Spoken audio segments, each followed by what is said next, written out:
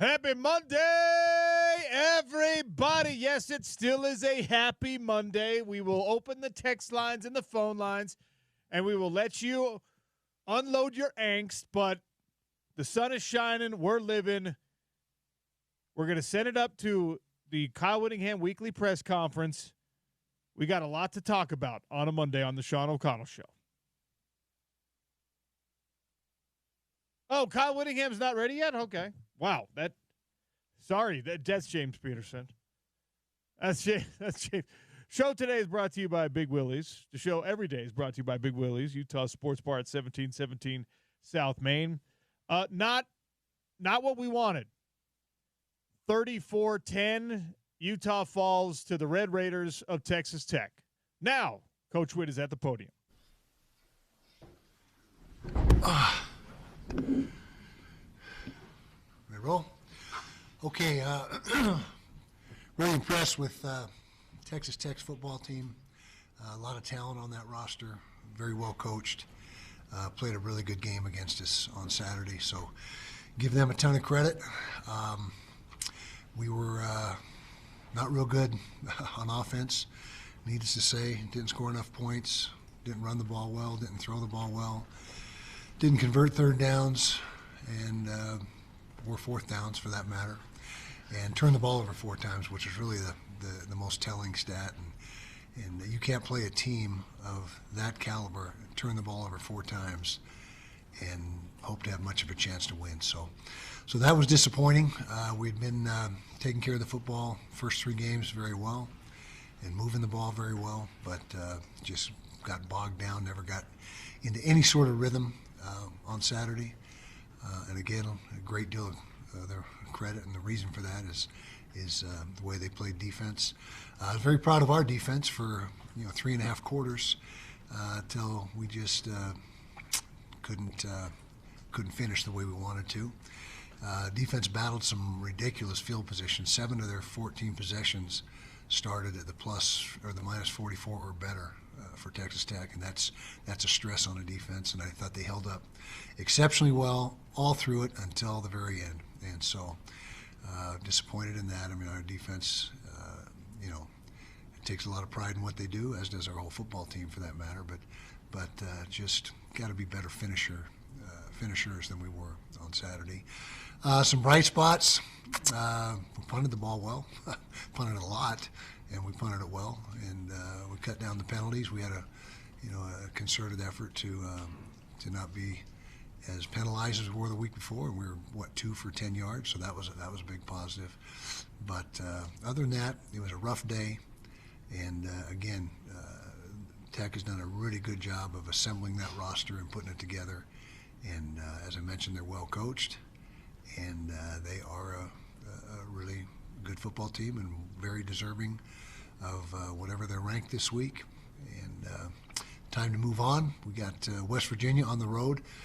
It's obviously an East Coast road trip, so we'll leave on Thursday, a day early with a 3:30 kick.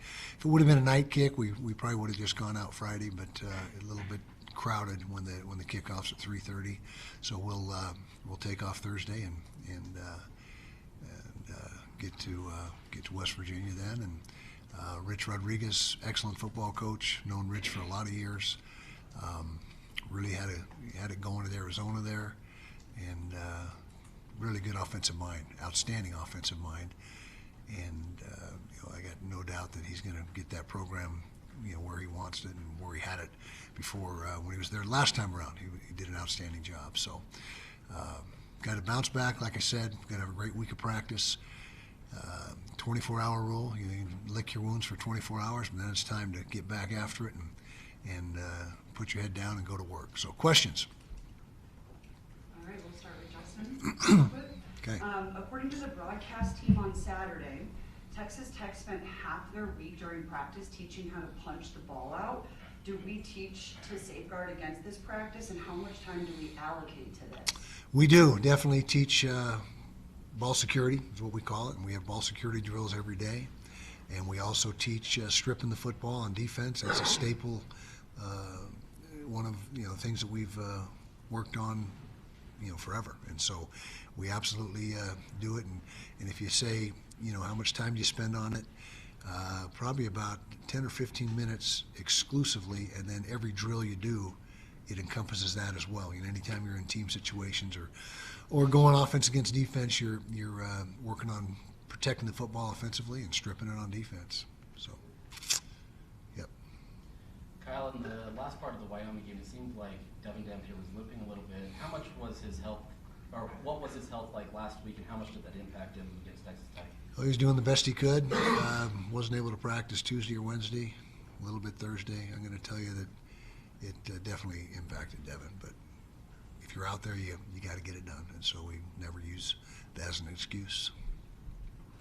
Creed Whittemore's dressed for the last few games, but he hasn't seen a single snap. What is his status? What does he need to do to get on the field? Had a little ball security issue early in the season and through fall camp. He's since corrected that. And so now he just needs to, in this program, you don't play on Saturday unless you get it done in practice. And right now he has not played at the level he needs to in practice, or I should say he hasn't played better than the guys that are playing ahead of him. And so as long as he keeps working hard and continues to improve, then he'll, most likely get a shot somewhere down the line. But nothing is given to you in this program. You got to earn every bit of it. Kyle, you said after the game that there were moments where that kind of reminded you of last year. Yeah. I guess now that you're at this point, how do you, keep this team from spiraling into what happened last year? And are you confident of that not happening? We're very confident that this team is not going to allow that to happen. That's just their attitude, their competitiveness. Now, last year's team was competitive too and had a great attitude, but we've got a lot of things going for us. We just had an off day offensively, and again, Texas Tech had a great deal to do with that, as I mentioned. But we've got really good leadership on this team, and we just got to keep people healthy, and that was really the situation last year. And so I'm assuming that we won't have a run of bad luck like we did then, but we'll be back. I mean, everyone, you play on a Saturday, and 200 teams play, or however many there are, and half of them lose, and you got to be able to handle it and bounce back. And so that's the situation we're in now. Kyle, looking back at the film, the inability to follow the receivers downfield, that's a Ryan Davis in short throws. More of a separation issue? They're not able to get separation? Was it the Texas Tech coverage, or was it just the game plan that didn't allow for that to happen? No, it wasn't the game plan, and we did. We hit Benny on the one, and of course got it called back, and so that was one that we had Tobias Merriweather wide open on one and missed the throw. Partially, their coverage, negated a lot of the opportunities as well. They were in good position most of the time. Ryan Davis did, like you said, have another good day with his possession type receptions. He's 10 for 70, so he was productive. But and I've said it before, we've got to be able to do a better job of pushing the ball down the field, and we had some things dialed up, but between the penalty and overthrow and just not connecting on a couple. We also got a PI in our favor on one of the deep shots, and so, but we got to do better at that. That's one of the, if you were to say what is lacking in the offense right now, that's probably at the top of the list. Kyle, just to follow up on that, in the run game, when you were struggling to run the ball, was that a case of their guys winning one-on-one battles, or are they selling out a little bit to stop the run, they go in +1 in the box? No, they played primarily split safety looks, which is not a +1 box situation, and so it was more in hindsight. We were running too lateral. We got to get more downhill. We should have run more downhill run game, and not so much side to side. And that's something that in our self-critique was something that was an error on our part. How do you feel about the team's tackling ability, and how do you kind of clean that up? Yeah, we had our worst tackling day, 23 missed tackles, which for us is way too many, more than double what we should have. They had some really good backs. I know their top back is out for the season, I guess, but the backs that did play were good and created some of those missed tackles. Also missed some tackles on the quarterback. By the way, I was really impressed with their backup quarterback. He's a heck of a player. We probably wish the starter would have never gone out, but he's a good player too. But the backup came in and really did some damage on us. But that tackling is something that we pride ourselves on. We work on it every week. This week will be no different. And we were very sloppy in that regard last week. Very sloppy. Kyle, from last year to this year, there are about 5 fewer attempts over the middle of the field for Devin Dampier. Is that a point of emphasis in the game plan to get the ball more to the sideline than attacking the middle of the field? No, I don't believe so. Jason has never conversated with me about that and saying, hey, let's stay away from the middle of the field. So no, I don't. It's a good question. I'll ask him. I'll say, what's the deal there? So we'll go from there. Kyle, you mentioned that Dev didn't practice 2 times last week. Is there any concern that that's going to be long-term, something that will nag at him, and just walking through that? Yeah, we hope not, but again, we never discuss injuries here other than the injury report. So, we'll just have to see how it goes. I think he's in a better place. Well, I know he's in a better place right now on Monday than he was last Monday, so that bodes well. At times it felt like Texas Tech was, going directly at Nate Ritchie due to, poor tackling and stuff that he's had. He had team high 6 missed tackles. Mm-hmm. How do you think that he needs to improve now that he will be, seeing a lot more increased reps with Rabbit out? Well, he's got to come to balance better. He's getting back, what we call sitting in the chair. He's back on his heels a little bit, so he's got to be better with his body position and balance. Also got to keep his head up, and that's a product of your arms. When your arms go out, your head drops, and so there's a few things technically there that we can help him clean up. And the positive is he's all around the ball. He's always around the ball. I don't know if you can say they were going at him directly, but he's so instinctive and has such a good feel for the position that he studies film, as well as anybody we've ever had. So that's going to, and by virtue of the nature of his position, like I said, the safeties are big time tacklers in our scheme, especially the strong safety. So, but there is some things technically, like I just mentioned, that we can help him with, and that seem to be have made his tackling not as efficient as it should be. Obviously had a lot of different players contribute in the run game, especially with Wayshawn and McGarry splitting reps essentially. Is there any consideration moving forward of making one of those guys that, or is it what's kind of your thought process? Yeah, I would like to see that play out where we have a lead back, but right now through the first 4 games, this hasn't been a ton of separation.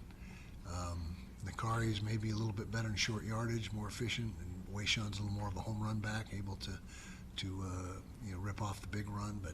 But they're both good football players. But ideally, it would be nice to have one come to the forefront and become RB1. But as long as we're getting the production. But in the last game, we did not get the production. The overall production was nowhere near. We barely rushed for 100 yards, and I think 25 or 30 of those yards were on those last 3 or 4 garbage snaps inside of 2 minutes. So in competitive situation, we only rushed for about 70 yards, which is it's tough to win. It's really tough to win doing that. West Virginia's coming off a blowout loss. They've had some ups and they've had some downs. What do you see from them? They're going to be fired up in home, obviously. Yeah, they will. I've never been to Morgantown, but I understand it's a great place to play, and they get great crowds. I guess it holds about 60, and they're getting close to that. Rich Rod is a really good offensive coach. He's got great schemes. They've had a little bit of musical chairs with the quarterbacks. They played 3 of them in the Kansas game, and so I think that they're still not quite settled on the quarterback. And then their top back didn't play against Kansas last week. The big kid, number 2, I think it is. And so, but he's we faced him plenty of times, not only at Arizona, when he was at Michigan, and so we know what he brings to the table offensively, and we're gonna have our hands full. And like you said, they'll be fired up, and they're coming off a loss like us, and when you're coming off a loss, you're hungry, and so we're gonna get their best shot. Kansas won that game pretty definitively. It was 41-10. Where did they really take it to West Virginia, and is there something that you could do to do the same thing and copy that to West Virginia? Well, I've only studied West Virginia's offense to this point. Tonight's the night I delve into their into the defense, and so I'll have a better answer for you tomorrow if you want to ask that same question. But I know that defensively, West Virginia was that 3-3-5. They're a high pressure outfit, over 50% pressure, and so I don't know if they just beat some of their blitzes or what. But I've spent the last 36 hours focusing on West Virginia offense. Kyle, Devin has talked a lot about understanding the value of this program to the community here. Can you talk to sort of his mindset and your belief in him in terms of addressing some of the issues in the passing game, specifically this week? Yeah, well, believe in him completely, and he's without a doubt our quarterback, and can't panic off one game that was not up to par. And again, we already talked about another reason why that may have been, but he's a guy that really is tuned in. He's got great awareness. He understands that Utah football's got a pretty good reputation here in this town, and we get great support from our community, and that's a motivating factor to lay it on the line for him and play our best football. But I don't think one subpar game it's fair to judge him off that. The first 3 games he was pretty darn good. Jason, here will be my question.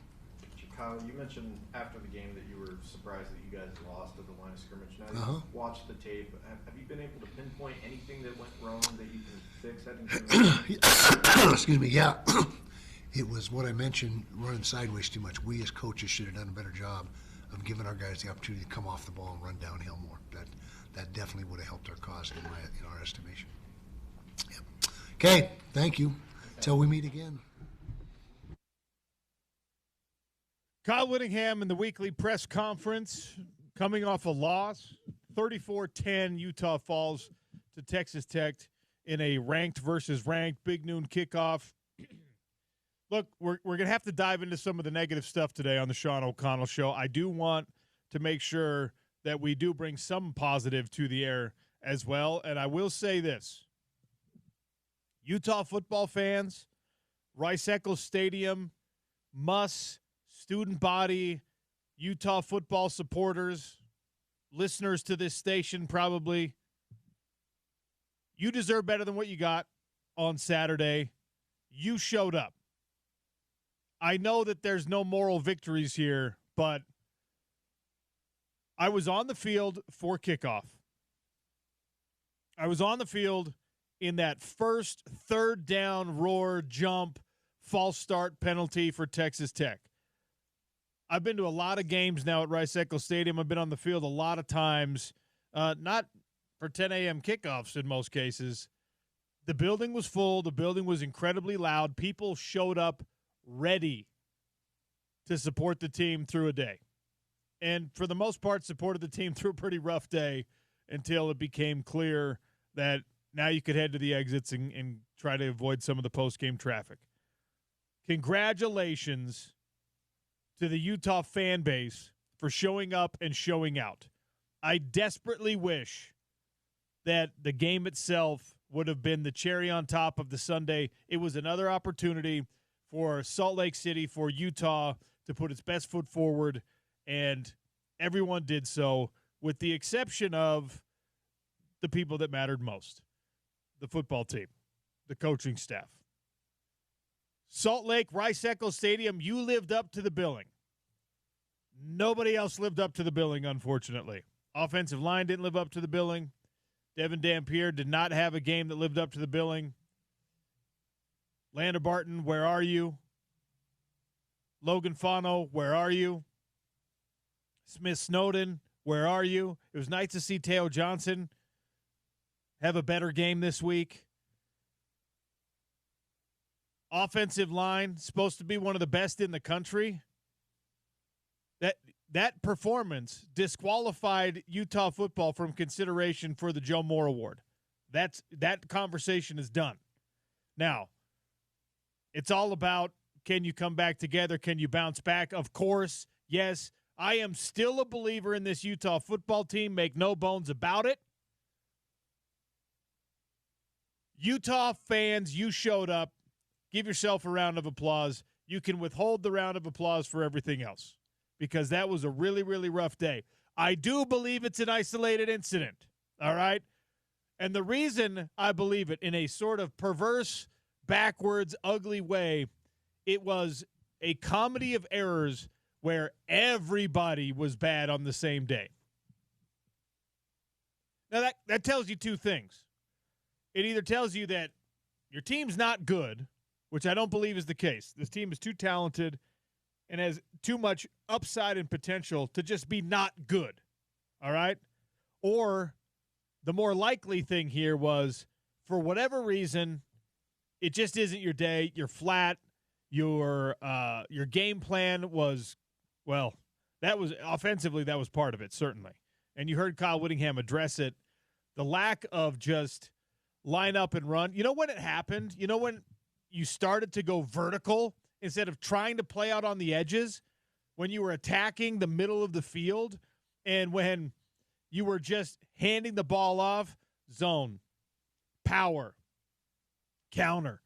You know what happened? You had an 8-play, 75-yard scoring drive in this game. And there's a lot of times, there's a lot of individual happenstances that you can say contribute to the downfall of a team on a given day. But I didn't find the one that actually mattered for me in this Utah football game until the defensive response to the offense finally waking up to the scoring drive. Rice-Eccles Stadium is now loud again. The muss is engaged. Everyone's like, all right, 3-point game, fourth quarter, plenty of time. All we need is a stop. And this defense has been stopping Texas Tech even on short fields all game long. We're going to be all right. And then guess what happened? The defense on that particular drive, of all particular drives, the defense threw up the surrender cobra right there.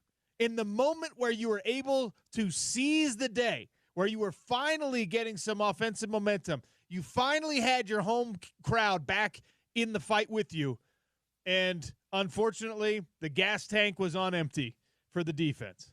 Like, Kyle Whittingham sat down at the press conference and said, proud of how the defense competed for 3.5 quarters. Yep, it's a 4-quarter game, though. On the post game, I was listening to Scott and Bill and Sly. Hey, defense played great today. That's right. They played great until when it mattered most. And that was the backbreaker. That's what killed you as a Utah fan. The offense should have given the defense better all week long. Not all week long, all day long. Should have. When your offense finally wakes up, you have to be like, all right, I'm tired.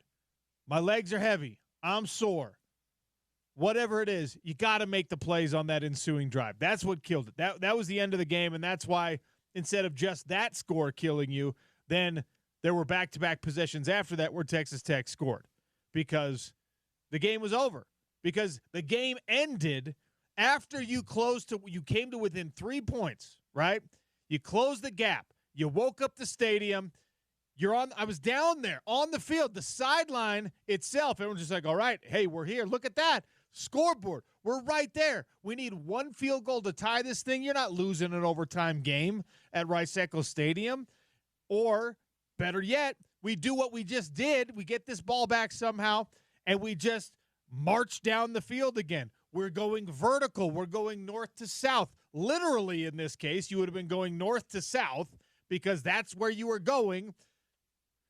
In any case, it was so frustrating to see that happen. And there were dozens of frustrating moments and frustrating plays, but for me, that was the one that killed me. 877-353-0700. It's the opposite. Well, it's not the opposite. It's the early airing of grievances, okay? Don't say you're airing a grievance because you're not airing a grievance, but just the moment that twisted the knife for you as a Utah fan. We'll get it out of the way here on a Monday, and then we'll talk about what's next for this Utah team who has dropped out of the top 25. And I'll tell you, we're going to spend some time wallowing in our sorrows, and then I'll tell you for the rest of the day why it's not going to stay like this. Love that. Love okay? that. But I'm acknowledging your feelings, Utah fans, because you showed up. You were there. You were loud. The hair on my arms and neck was standing on end. It was the first, it was exactly the rollout moment for Rice-Eccles Stadium. Big Noon Fox, okay? First offensive possession for Texas Tech. First third down, and the place is going absolutely bananas. Can't hear yourself think. Offensive linemen at Texas Tech were like something out of a cartoon. They're leaning over. What? What's happening? Well, I can't hear what's going on. Did you see and I tweeted out because I thought it was amazing, and didn't realize it at that point. But Bill, and I'm sure the team behind the scenes there helped him out with this. But when they got their 5th false start, every starting offensive lineman for Texas, or every position that is, maybe not every starter, but every offensive line position was called for a false start at that point. I don't know if that was second quarter or third quarter when they got that 5th flag, but that's how much just, put an exclamation point on your point, OC, as to how much Rice-Eccles Stadium, the Musts, and all the other fans in that stadium showed up, like to the point where they got every single one of those offensive line positions. And there was one or two more? There was at least 6 false start flags throughout the game. There were wide receivers jumping off sides. Again, so you as a fan base, go ahead. Just tell me what hurts you most. And people are already doing so. Yeah. Note to the Utah football team, avoid bringing college game day or big noon kickoff. Team tends not to play well when they come to town. It's true. The last two, we don't need to talk about it for very long, but the game day against Oregon, not great, and then this one for 3.5 quarters was pretty competitive, and then it turned out to be about the same. 6879 says Devin's injury could be long-term. Just cancel the season now. We can't do this again. Nope, I'm not doing that. Guys, I'm telling you, Devin is going to be all right, okay? A sprained ankle is not going to kill you for an entire season. Now, is it going to make your life miserable at West Virginia this week? Potentially. Could be difficult. This might be the game, and I told you there's going to be one. This might be the game where your backup, Bird Ficklin, I'm talking to you, where your backup and your running backs and your offensive line, hello, paging, Caleb Lomu, Spencer Fano, Michael Mokafisi, Taino Tongiai, Jaron Kump. Attention, it might be your week. And then you get to the bye week and you get a little bit of rest, and then Arizona State after that, but it's not – the season is not lost, okay? It's not. We can wallow and lick our wounds, and the team has to move on. They've already got to put in the new work, right? You as a fan – you don't have to move on until Saturday if you want to. You can cry. You can cry until the team wins again. That's the luxury of being a fan. And I'll listen to you today, but we are not going to sit here and pretend that all of us were 100% sure this was going to be a Utah win. Now, I didn't think it was going to look as ugly as it did. But there's there's comfort in that for me, in that this Utah team is not going to have that bad of a day collectively again for the course of the season.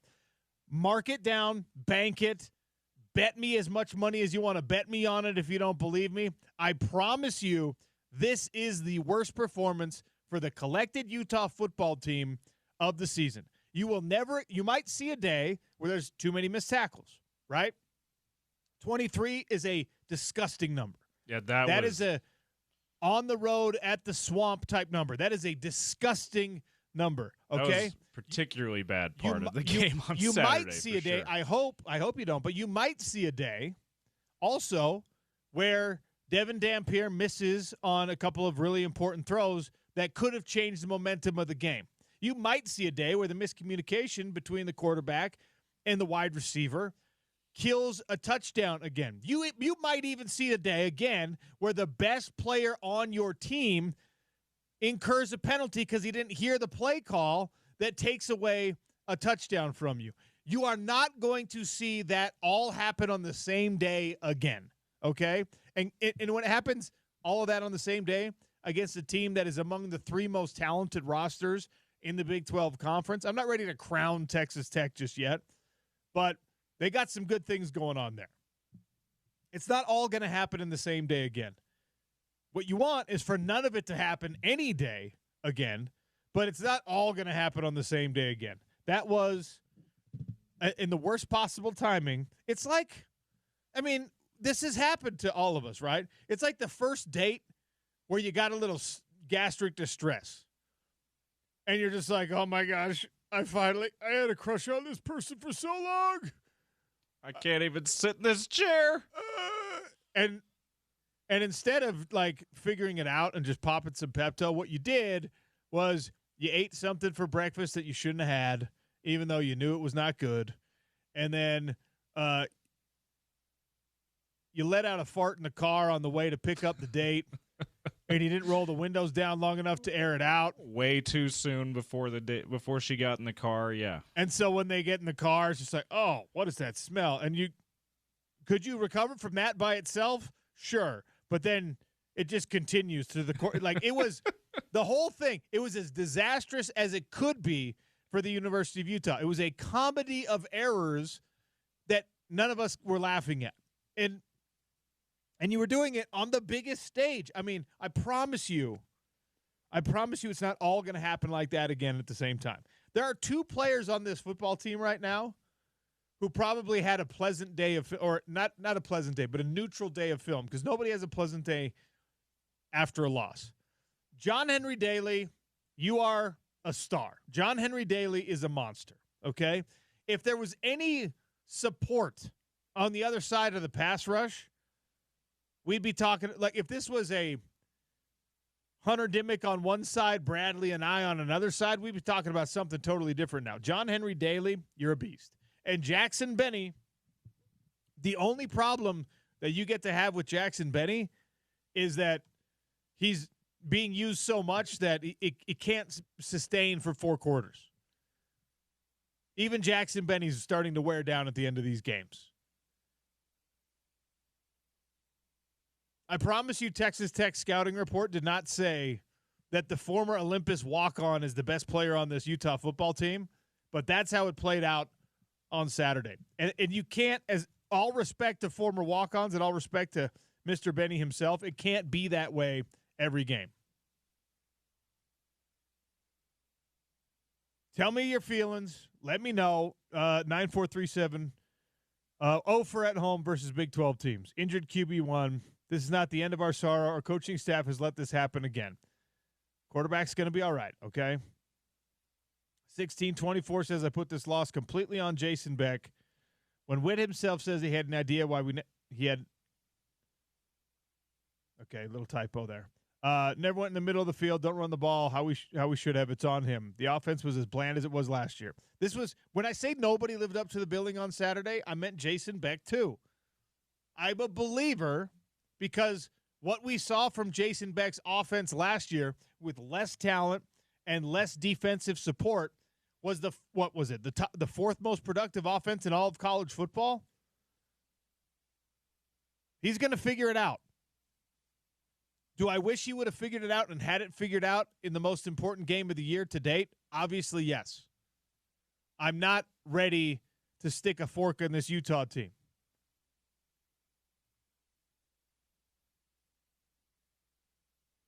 9708 says there's a reason they've been trying to patch the strong safety hole with transfers, position changes, and walk-ons. Sad that the mission killed Nate Ritchie. Nate Ritchie he's just got to tackle better. And by the way, that's not 100% on him. The coaching staff told us, again, that they did not tackle during camp because they were trying to keep everybody healthy. Some people need to tackle in order to get better at tackling. Nate Ritchie probably needs to spend extra time after practices just tackling people.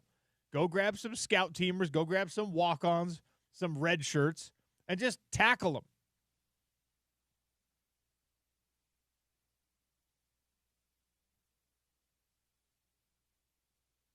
$39.78 says, glad to hear Witt talking about needing to take more shots down the field. Wide receiver screens on 3rd and long were gross.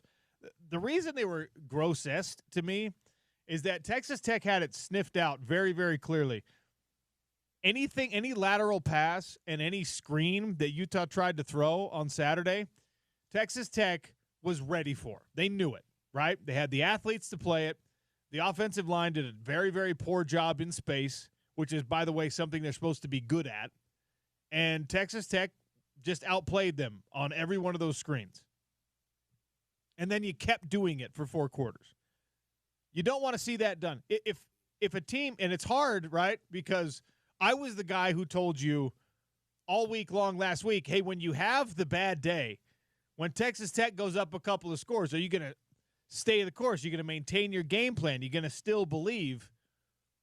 So I probably sound hypocritical when I say, hey, it's clear you got to abandon that particular portion of the playbook because it's not working. I was also the guy who's like, no, just go out and execute and figure. Finding that balance is something that Jason Beck's going to have to find.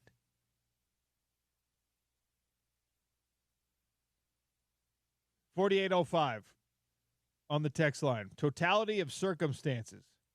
Insane that Utah's worst game of the season comes against the best team they will play all season. QB injuries make you want to curl into a ball and cry. Guys, I didn't think we were going to have this conversation on a Monday after a loss to Texas Tech. But you know that Bert Ficklen's good enough to win you a game, right? You know Bert Ficklen's good enough to win you 2 games if he needs to. If the defense plays as well as the defense can through 3 quarters plus, give me 4 quarters next time, defense. If the offensive line has any interest in living up to what they are supposed to be, and I promise you they have interest in that, then even if Devin Dampier can't play against West Virginia, you can still win that game and get yourself to a bye week. Don't stick a fork in this Utah football team. I thought I was gonna be the one coming on air and throwing my harsh criticisms instead of walking everyone back off the ledge. It's gonna be all right. It ain't gonna be pretty, but it's gonna be all right. So much to get to, digesting a loss that came in such a high-profile spot for the University of Utah and knocked him out of the top 25. Big weekend for the Big 12, big weekend for Utah, big weekend for Texas Tech. We'll continue to talk about all of it on the Sean O'Connell Show, brought to you by Big Willie's, 1717 South Main, the Salt Lake City Sports Bar. Craft food, craft cocktails, and, of course, all the big screens for you to watch, even when it's painful. Ari Temkin joins us next for Big 12 Radio. It's ESPN 700 and 92.1 FM.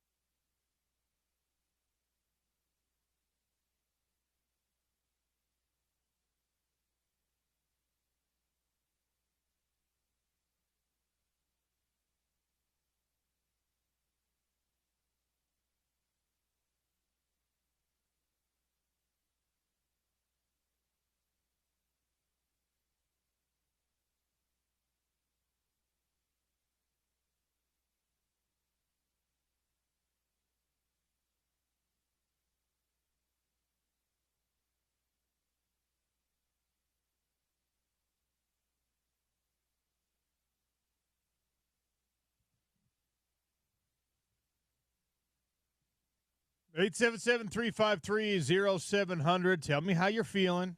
Come on. Get it off your chest. It's going to be all right, Utah football fans. I think it's going to be all right. We'll see what Ari Temkin thinks. Big 12 today over on TuneIn Radio. Friend of the program, Ari, how are you? I'm great, man. How are you? Doing all right.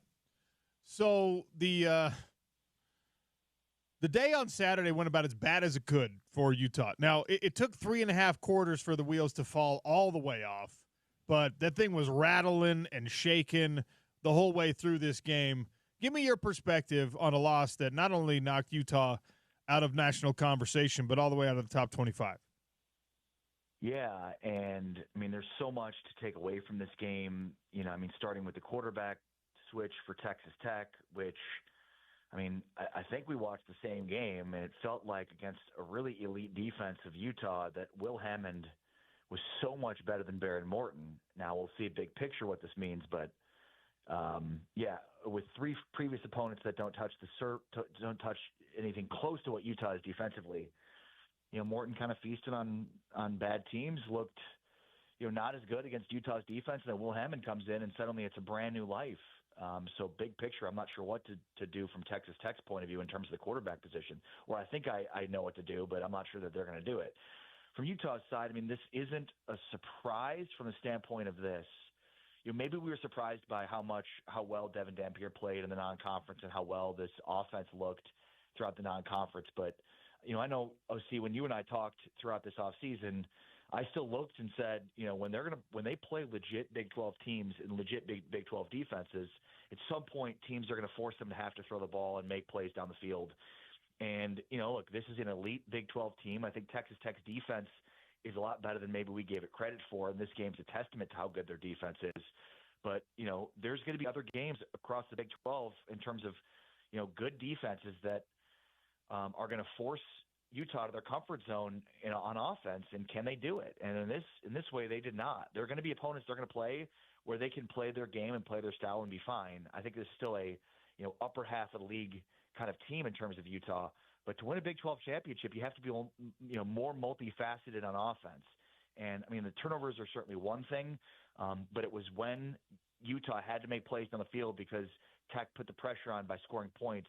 They just couldn't do it consistently enough with the quarterback. And obviously that goes back to the same kind of thing we were talking about on the entire offseason. And the last thing I'll say is, and this is big picture, Big 12, you know, everybody picked Utah. I mean, everybody on ESPN College Game Day, it felt like most of the people on the Fox Big Noon Kickoff, everybody I heard nationally, everybody was picking Utah to win this game. And yet Texas Tech wins it, and pretty convincingly, and then Utah drops entirely out of the top 25, and now suddenly it looks like Texas Tech doesn't have a good win here. It's crazy to me. Notre Dame's still in the top 25 at 1 and 2, because thankfully they beat a horribly overmatched Purdue team by like 26. This big picture is what really sucks from a Big 12's point of view, which is, you know, they're just not getting the credit for these wins. And for some reason, Utah was so good before this game kicked off and then wasn't when the game ended. And maybe that has to do with Texas Tech, but it certainly is, you know, was bearing itself out in the rankings. Yeah, that's a bigger picture issue we could talk about all day. I think, you know, I got a text line up right now, and there's great points coming on really every facet of this game that Utah needed to be better at, that obviously they weren't on Saturday. But the one that is most disappointing for me, at least on the offensive side, yeah, you know, there are probably some limitations with your wide receiving core. There weren't supposed to be any with your offensive line. This is supposed to be one of the best offensive lines in the country. And they lost the line of scrimmage. And they lost the line of scrimmage, Ari, all day long. I don't know what kind of justification, excuse, explanation there can be for that, because these guys are talented. I mean, you don't take them only on this snapshot of a game. You watch what they did last year. You watch what they did in these first 3 games. We're going to watch them for the rest of the year, and they're, I think, going to push some people around. The fact that this happened to the offensive line in a premier matchup where they didn't just get beat, they got dominated, is incredibly disappointing. Well, and I mean, you can probably count on one hand how many times that's happened. I mean, especially along with Kyle Whittingham's, been the head coach of Utah. It just doesn't happen very often. It has not happened very often, whether it was the Pac-12 or even in the Big 12. I mean, you're right. I mean, even at times last year, it felt like, they weren't being manhandled up front like they were. And I think, look, it could be a few things. First off, Texas Tech could really be that good. They spent a ton of money in the portal. They've got a ton of talent. I mean, this is a extremely talented roster, and they were just nails up front with Lee Hunter and Skylar Gill-Howard and David Bailey and Romello Height. They were just winning consistently up front. Lee Hunter, the quote he had after the game was, "We work hard to stop the run, so if you're going to beat us, you should change your game plan because we're going to stop the run." And it felt like that was exactly what they did in this game. And it's not just them; it's their front seven. Ben Roberts and Jacob Rodriguez are two guys that have been, with this team last few years, and so it was just this mix of, finally being really good up front, and then, having two guys in their front seven at the linebacking core that have been really good, and finally have a defensive line to play in front of. The other thing is, and maybe this should just show us how good Texas Tech is, and I hate to be overly simplistic, well, maybe Tech just is that good that they just whipped Utah up front on both lines of scrimmage for 4 quarters, and they're probably going to do that to most of these Big 12 teams they're going to face. But even in the non-conference, OC, you're catching guys that were playing significant snaps along this defensive line in previous seasons for Texas Tech that only saw time in mop-up duty the first 3 games of this season. And again, these are guys that were starters along their defensive line in previous years. So I think there were signs going into this game that Tech really is that good up front.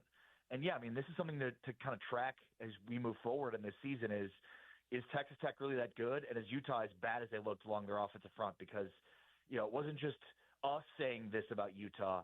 It's NFL observers. It's Pro Football Focus. It's, a lot of people that get paid a lot of money to do this, especially from an NFL talent evaluation standpoint. So, my guess is Utah wasn't as bad up front as they looked. It's just that Texas Tech is that good on their defensive front. Yeah, I mean, it's hard sometimes to keep it in perspective, especially when it goes as poorly as it did for Utah. But now you got to turn the page, and you got to turn the page just like all of the other losing teams in this conference and in the country have to do. Is West Virginia, a road trip to West Virginia with a quarterback who's apparently experiencing some ankle difficulties or maybe a high sprain, is that the right get-right game for Utah at this point? Well, it certainly seems to be. I mean, I think through the first 4 weeks of the college football season, we have a pretty good sense of who's the bottom of the Big 12 right now. And, I mean, unquestionably, Oklahoma State is at the very, very bottom. And we think West Virginia is there, too, with their win over Pitt notwithstanding. Maybe the ACC just is that bad. The Big 12 just feasted in the non-conference on the ACC and then got 2 more ACC wins this weekend with UCF laying the wood to North Carolina, and then another win over SMU for the Big 12 with TCU. And, yeah, I mean, West Virginia looked atrocious against Kansas. I mean, I think the biggest thing in the Pitt game and really in the Ohio game is that West Virginia's defense looked really, really good. I mean, West Virginia's defense in the second half of the Ohio loss kept them in the game. They had, I think it was 3 straight possessions of creating turnovers on Ohio, and West Virginia did 3 and out, 3 and out, 3 and out after those 3 turnovers in the second half. Ohio and their win over West Virginia gave the Mountaineers every opportunity to win that game, and they just couldn't because of their offense. And then we saw 3 different quarterbacks play against Pitt. One of them, a true freshman, in Scotty Fox, who threw back-to-back picks in that game that helped to keep Pitt in it. West Virginia's defense only gave up 6 points, giving up 2 interceptions in plus territory in that game. I mean, that was a testament to their defense. Eddie Kelly, some of these other guys along their defensive line had been very disruptive. So I think that's what makes the game this past week that much more confusing is, I thought Kansas would win and cover. I took Kansas minus 13.5. But, I mean, to win like they did, that's way more than 13.5 points. I mean, they made West Virginia look foolish on both offense and defense. I think the one thing you can count on defensively is West Virginia should be improved. I think when they go back to Morgantown, they seem to be different at home versus on the road. But even their road defense traveled to the Ohio game. Their offense has just been absolutely atrocious. And they just have not figured out the right combination. Nico Marchiol is completely lost in this Rich Rod offense. It doesn't really give them the dual threat abilities that they want. and they've just tried so many different guys at quarterback. I mean, we've seen Jalen Henderson get a lot of snaps at quarterback because he's much more of a dual threat, even though he's really more of a single threat, which is running. We saw Scotty Fox in this game against Kansas. We saw another quarterback that had not played yet. So they've already played 4 different quarterbacks on the season, have just not figured out the right combination. And yeah, this feels like the perfect opponent for Utah to get right. I know it's a long travel, it's a long road trip, it's a tough place to play, all that, but all year West Virginia's just been a train wreck on offense, and I don't expect that to continue. The biggest surprise this week, as I mentioned, was their defense, and though I expect their defense to be improved, I just don't think it'll be improved enough against a sour Utah club coming in looking for a win. So Tech looks to be as billed. Iowa State has been great. Kansas State, disappointing. Oklahoma State, you already told us where they are. Where is TCU in the power structure of this Big 12 conference? Because 5 touchdowns and a almost 400-yard day from your quarterback. Some exciting stuff happening for Sonny Dykes. Yeah, I mean, the biggest issue with them in a 9-win season last year, OC, was they really couldn't stop anybody, especially in the first half of the season, and they really never got their running game going. And even though, like, statistically, it doesn't look like their running game was that good in this SMU game. Like they got quality runs when they needed to, and their defense is dramatically improved. They're finally getting it in the Andy Avalo system, and I think this game was a testament to, how good they can be when they need to be on offense. And if you start to power rank the top 5 quarterbacks in this league, I don't know how far you got to get to Josh Hoover. He's already got 1,000 yards passing. This game was all about Eric McAllister, who went absolutely off. So this game was insane down the wire. It was similar to the Arizona State Baylor game, the Texas Tech Utah game. These games were very close late and were very low scoring late. And, kind of like the Utah Texas Tech game, it was you look at the score and you're like, whoa, this looks a lot further away than how this game felt throughout. But it was just late game explosion on offense. And that's the key in all 3 of those games. The Texas Tech Utah game was like this. The Arizona State Baylor game was like that. The Arizona State Baylor game was 13-10 late, and suddenly there's 3 straight touchdown drives in the end of the game. Same thing here. This was a low-scoring affair through basically 3 quarters, and then Kevin Jennings led a touchdown drive for SMU where they went up 24-21, and then it was bang, bang, 2 third-down completions that ended up in long touchdowns from Josh Hoover to Eric McAllister, and they ran away with this thing. So, they've got a legit number 1 wideout. It was a huge question mark after losing their top 3 wideouts from last year to the draft. Eric McAllister is every bit as good as anybody that had last year. I mean, he looks the part, and he was dominant. 8 catches, 254, 3 touchdowns, including those 2 that put this game away. Yeah, I mean, it's hard not to think of TCU being, at the top of the league right now. And, we don't know how good SMU is, but I mean, they looked really good in this game. They looked good in going up against Baylor, going toe-to-toe with them. It's just the Big 12, 2 teams, Baylor and TCU, kind of had their way with them down the stretch with too much offense. And, yeah, so, I mean, I think when you look at this thing, where we are right now, man, it's hard not to include TCU in your top 5. It's hard not to include BYU in your top 5, and they're both now in the top 25 to reflect that. Which game this weekend, which Big 12 game or games this weekend draws the most interest for you? The Friday night game? There's 2 of them, really. The Friday night game, which is, Arizona State and not Arizona State. TCU hosting – TCU on the road at Arizona State, yeah. Yeah, TCU Arizona State is a big one because, you could say that North Carolina and SMU are not good. Those are 2 ACC teams that TCU beat, and they're not in the conference, but they're 3-0. They've got arguably the best or the second best quarterback in the Big 12 against the team that won this conference last year in a tough place to play. So that one, and then the sort of under the radar matchup, a game we would have never seen coming before the season started, is Arizona-Iowa State. I mean, Iowa State has been really good, 4-0. They've got those 2 Power 4 wins with, the Kansas State win early in the year, week 0, and then the Iowa win. And then you're going up against an Arizona team that we're still not sure about, but looks kind of like what we talked about with TCU, where last year they could not run the football at all and really couldn't stop anybody on defense. Suddenly through 3 games, Arizona has, Fafita back to playing how he was a couple of years ago. They have a really good running game suddenly with Ishmael Mahdi emerging. And then their defense looks really good too. Looks like they've kind of fixed some of those things, but this is their first real test going on the road to Ames, Iowa. And this Arizona could be a huge surprise team in the Big 12 this year. This was a game nobody had circled before the season started, but now it looks like a premier matchup in the Big 12 on Saturday night. All right, love catching up with you every single week. Thanks for joining me again today. We'll holler at you soon. Take care, OC. Be well, brother. Ari Temkin, Big 12 today on TuneIn Radio.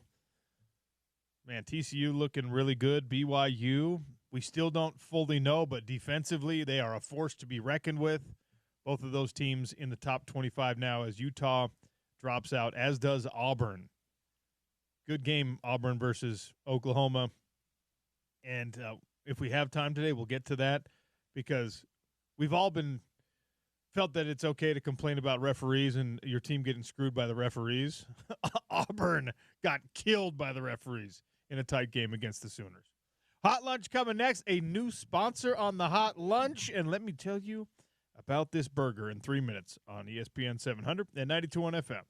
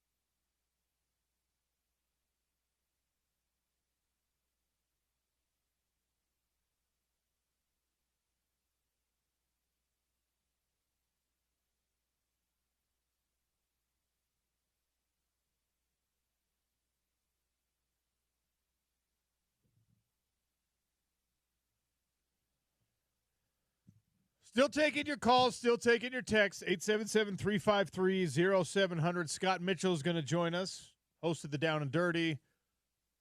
That's coming in about 5 minutes. Right now, the hot lunch. Whoo, mama.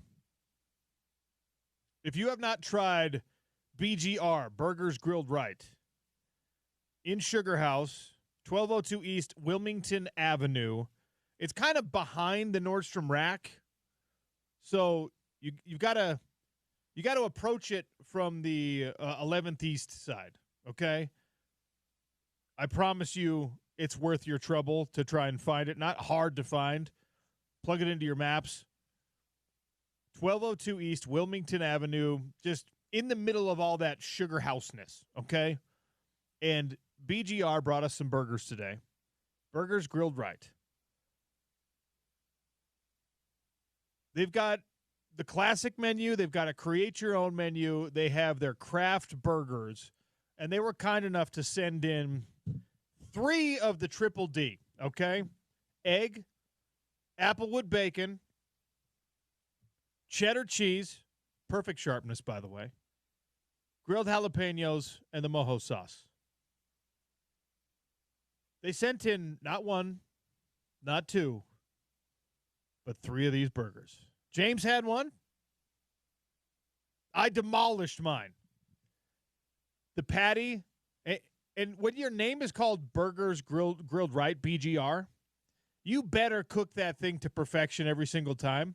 The patty was exactly how it should be.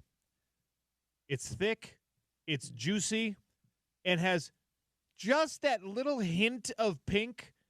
No, but I don't mind like a rare burger, but most people get real nervous about any kind of red when it comes to ground beef. This is just that very, very slight pink that indicates not going to be dry, still going to be juicy. When you bite into it, it actually kind of gushes.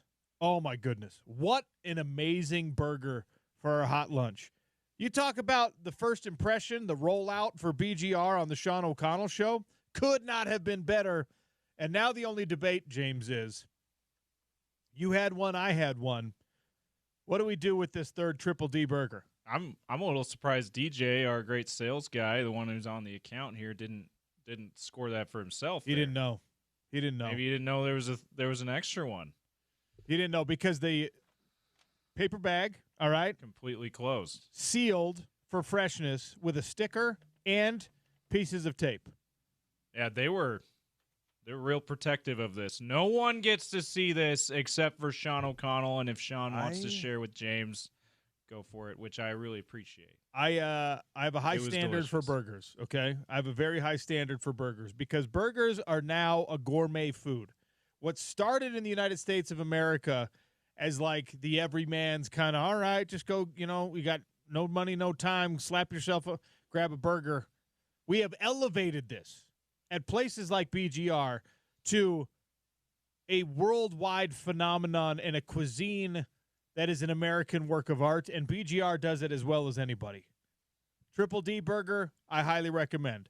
The egg might have been my favorite part of the burger. The jalapeno, those are jalapenos. Yeah, grilled jalapenos. Too, right? Those are also very delightful. But the grilling, egg, I think the grilling takes a lot of the heat out of them. Yeah. So it's just flavor, right? The egg was excellent. Bacon, perfectly done. And by the way, when you get a burger to go, sometimes that affects the burger in a negative way, right?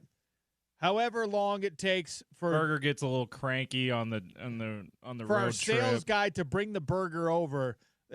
A burger can be compromised by that. Things can get soggy if you're not doing it right. Baby.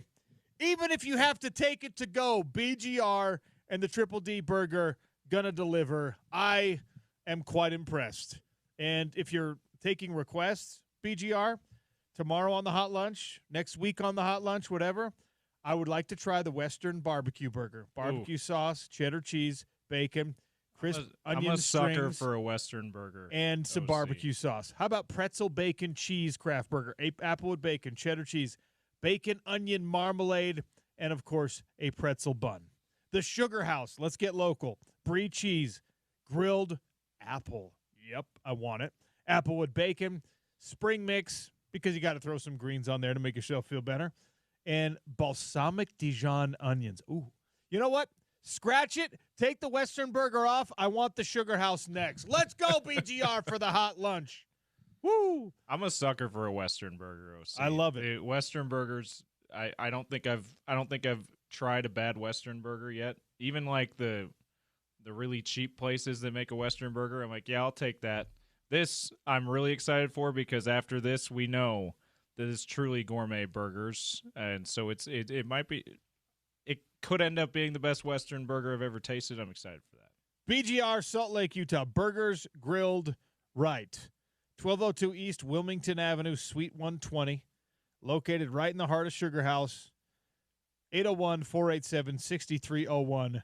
When you give them a call and you tell them, hey, I heard about your hot lunch on the Sean O'Connell Show, 10% off your order. Let's go. And we're giving away BGR gift cards at the end of the show today. Let's go, baby. It's the Sean O'Connell Show. Scott Mitchell next on ESPN 700 and 92.1 FM.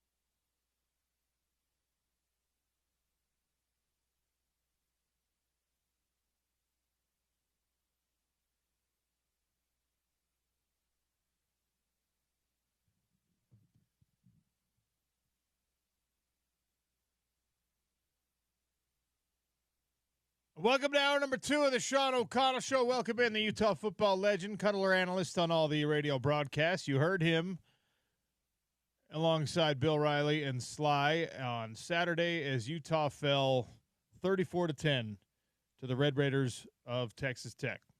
Scott Mitchell joins us, the host of the Down and Dirty. Scott, welcome. How are you? Oh, I'm disappointed about Saturday. It always kind of leaves a bad taste in your mouth, a little bit of a sting, and it's a real thing as a fan and and anyone involved in the program. So it's kind of a tough day a little bit today, if I'm being completely candid.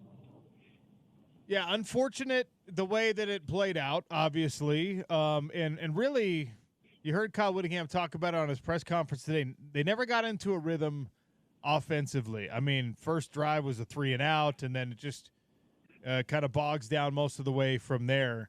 As a guy who played the quarterback position at the highest level and has been part of offensive game planning in many, many, many, many different cases, what did you think of the offensive game plan for the University of Utah? And maybe more importantly, the lack of adjustment as it's, became pretty clear it wasn't working well in the first half.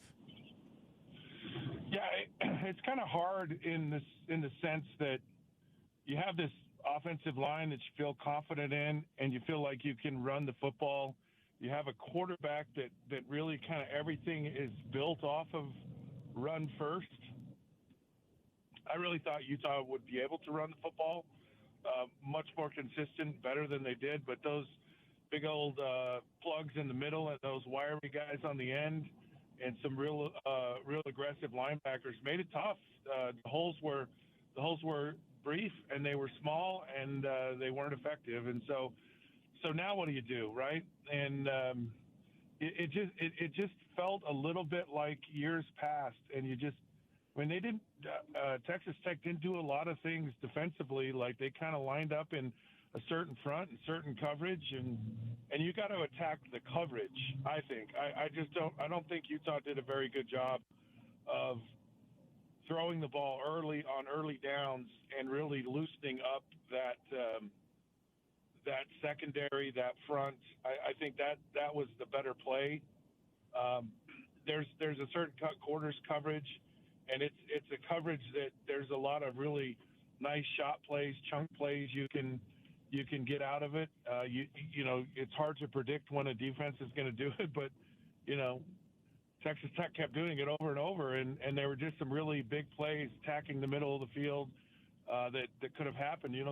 The one route to Jackson Benny where he got over the top of the defense, that's the kind of route that you can consistently get against that look, and I'm just surprised Utah didn't take a better advantage of that. I'm surprised there wasn't more play action in what was going on. And I don't know, because I'm not that familiar with Jason Beck's offense to know, is play action a part of? I know there's RPO, and RPO is different than play action.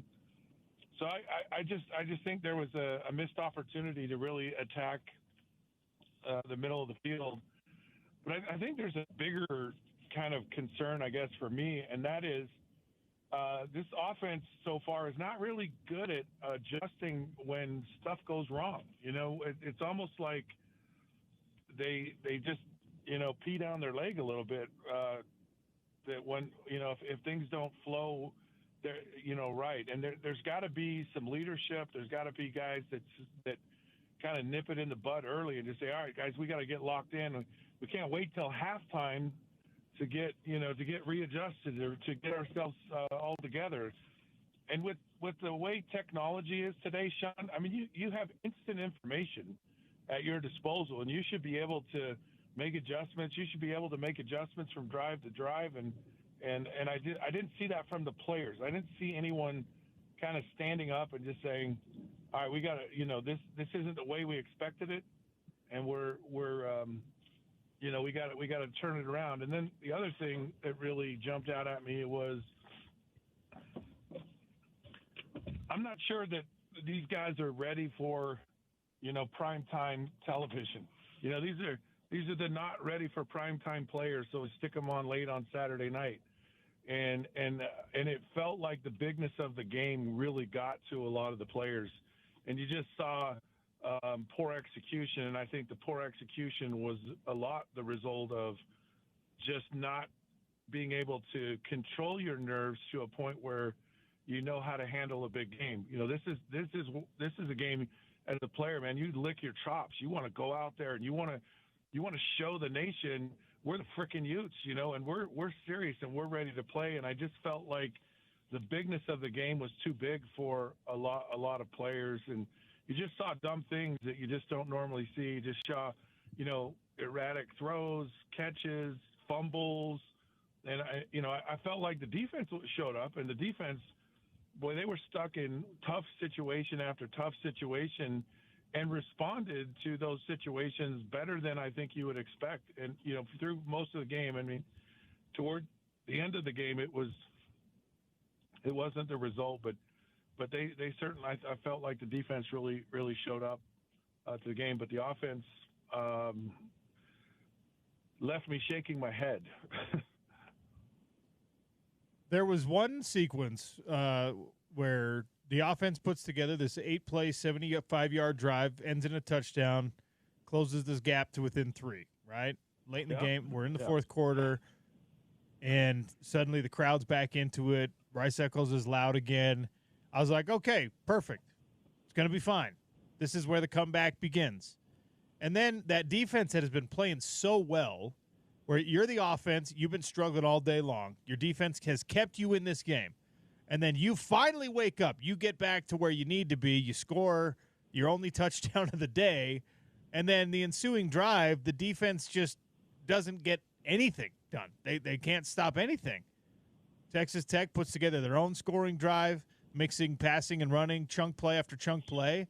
And now you on the offense are back in this dejected state. And, of course, the air gets sucked out of the building. The crowd is no longer involved, et cetera, et cetera. I mean, Scott, that moment right there was the end of the game for me. It was over at that point. There's still plenty of time left to play, but you could just see how deflated everyone wearing red, from fans to players to coaches. That was the moment when you're on offense and you're having that hard day and your defense has been bolstering you and holding you up, and then you do your part, and then the next drive they don't do their part. How frustrating is that?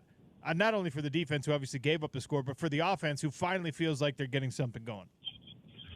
Well, and that's what I'm talking about. Is their momentum happens, situations come up, and often they come up when you least expect it, and that's a great example. So what do? Yeah, there is a lot of time left in the game. You go out on the field when you're the offense, and you go do your job. You go, and that is go score. And if it's getting later in the game, go no huddle. Have a sense of urgency. You got, time starts to become your enemy. So you gotta pick up the sense of urgency and where you're doing and how you're playing the game, and then go down and score.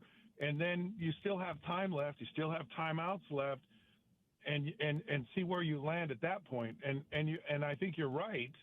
And I think that's my whole point is you're in a conference where, let me tell you, Utah doesn't own all the talent in the conference. They have a good football team, but they don't have all the talent. They don't have the best talent in the conference. They have some really good players. They have a really good team. They are very well coached. But you're going to play a lot of teams that are equal to you and, or maybe slightly less, maybe slightly more talent. Texas Tech was pretty evenly matched with Utah in this game. But my point is because of that, you're going to be in dogfights. You gotta come ready to battle every week, and you got to come ready to figure out how to win games. One, when you play like crap, so figure out how to win ugly, but two, also how to finish out games.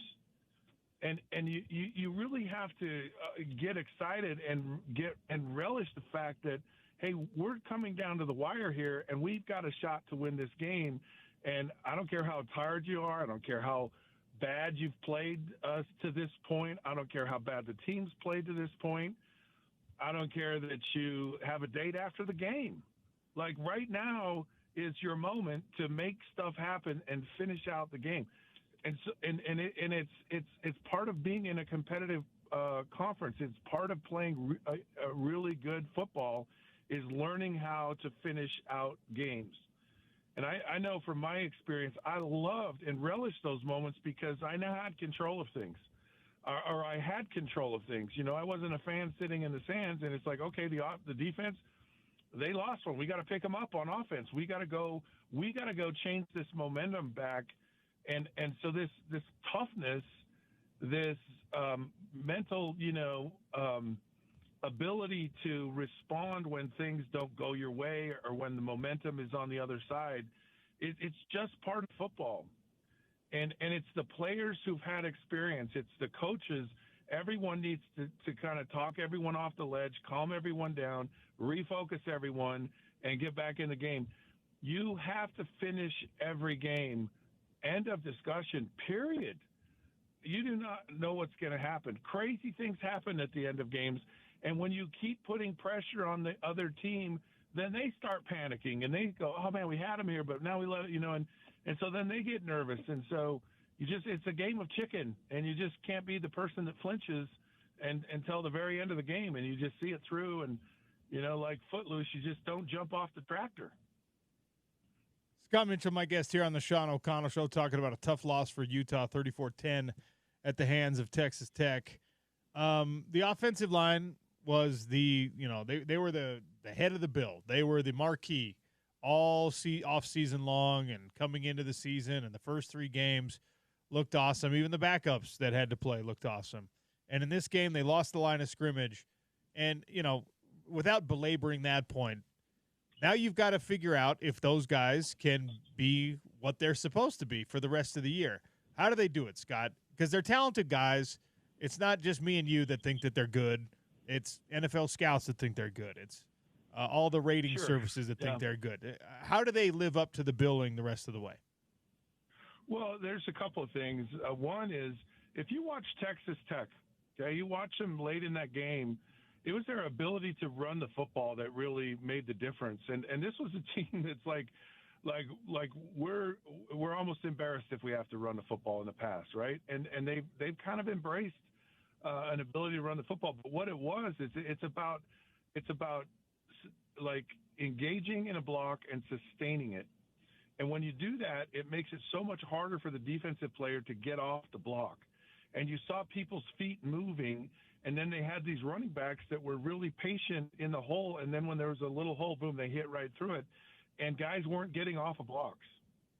And so for this offensive line, it's about engaging, sustaining, and finishing blocks.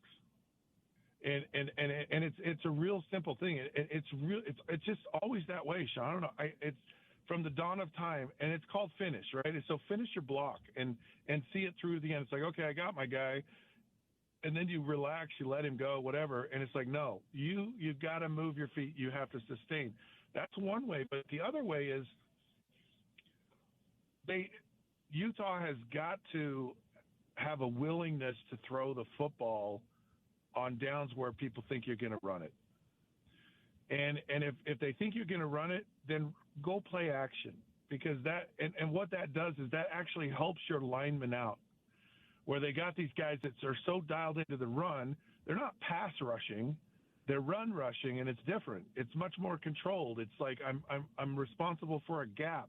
I want to get that initial surge and that initial, getting penetration into the line, but I'm not trying to, go get the quarterback because it's a rundown. But you have to balance that up, and you have to just throw a lot of times. I used to love to throw on first down.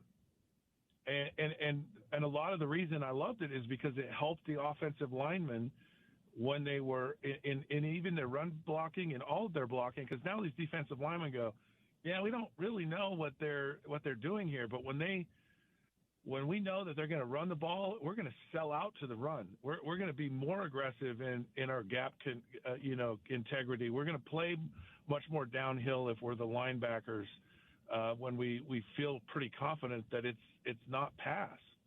And so those two things, are really a really good start for this line, because I've seen it happen, and I always just watch the line of scrimmage and which direction it moves. And there was never really any moment in the game where this Utah offensive line was making any kind of push, any kind of reestablishing the line of scrimmage, and it was like there would be a hole there, and then it would just fill in, and so much of that is just not finishing off your blocks. Like, even the most optimistic of us did not believe that Utah would be undefeated through Big 12 play, would not be undefeated on the season. This one hurts because of how it happened, just as much as the fact that it happened. But based on what we've seen, based on what we know about the personnel and the coaching staff, et cetera, are you a believer that this Utah football team can bounce back in a meaningful way and still be in the conference championship conversation at the end of the year? So here's the thing that I was really encouraged with after the game, and that's Spencer Fano, who's one of the leaders on the team, one of the more seasoned guys, and certainly one of the best players on the team, one who's getting a lot of attention. And he showed up, and he came, and he was interviewed for us after the game. And he made a big boo-boo. And it was like, and I was like on the radio going, what the Fano are you doing out there? You know, because it was egregious, and it was clearly he heard something else in the huddle, which he admitted to. And he said that in the interview, and that's what I appreciated, is that someone said, I played poorly. And he admitted it. He said, I played poorly. He says, I messed up on that play. I heard it differently. And he just totally owned it. And he didn't hide away from it. He's not like, yeah, I'm really disappointed that I lost and we lost and all that stuff, but I'm going to show up. And he just said, this will never happen again. And you have to feel confident with that, or at least encouraged, because so often, you know, when you lose, you're just like, I don't want to talk to anyone. I'm not going to go anywhere. I don't want to hear this. And he just totally owned it. Totally. And you have to do that in these losses. And they'll look at this game and they'll just go, man, we could have won it. We should have won it. We have to win it. And we just kind of, and I personally think this was the biggest issue in the game. I don't think these guys were ready for the game. And I think the game was too big. The national stage, the national spotlight was too big for where these players were. And I think that's what they're most embarrassed about. I think they know they can play better and do better. And what's beautiful about this is, like, this conference, no one's going to go undefeated. Utah still is in a very good position. They're going to play teams down the road that are going to have a factor in the conference. You know, maybe Kansas looks like they might be for real. BYU, who knows, they might be for real. Arizona State, and is a real team. And so there's a real chance. I mean, believe me, again, it's that same whole thing. Look, things didn't go your way in this game. Well, don't give up. You got a whole season left to play, and you got to see this through to the very end. If we've learned anything, I remember being in Colorado, and Oregon State had to beat Oregon, and everyone was like, "There's no way that's going to happen." And we sat in the booth at Colorado, and we're calling the game at Colorado, and Utah's taking care of business there, and we're watching on the screen, and we're watching Oregon State beat Oregon. And that's why you got to play these things all the way out to the very end, and make sure you're doing the very best, and make sure you're taking care of your business to put yourself in a position to be there at the end of the year. And that was the big thing for me, really leaving the game. It's like, there's a ton of football left, and this thing is far from over, and this is a very competitive conference, and no one's going to walk through this thing unscathed. There are a lot of Utah fans right now who are fearing a deja vu situation. Devin Dampier was revealed. We heard the rumors, and Kyle Whittingham confirmed last week he did not practice on Tuesday or Wednesday. He was limited in the game, and, that he didn't look like he was fully himself, didn't have quite the explosiveness or the wiggle that we're accustomed to seeing in the first 3 weeks. If Devin Dampier is, 75, 85% headed to West Virginia, what's the right thing to do with him at the quarterback position? If it's me, I put Bert Ficklin in the game in 2 seconds. What I saw when I saw him come in the game, I was just like, this guy's got a live arm. He's very athletic. He can make a lot of things happen.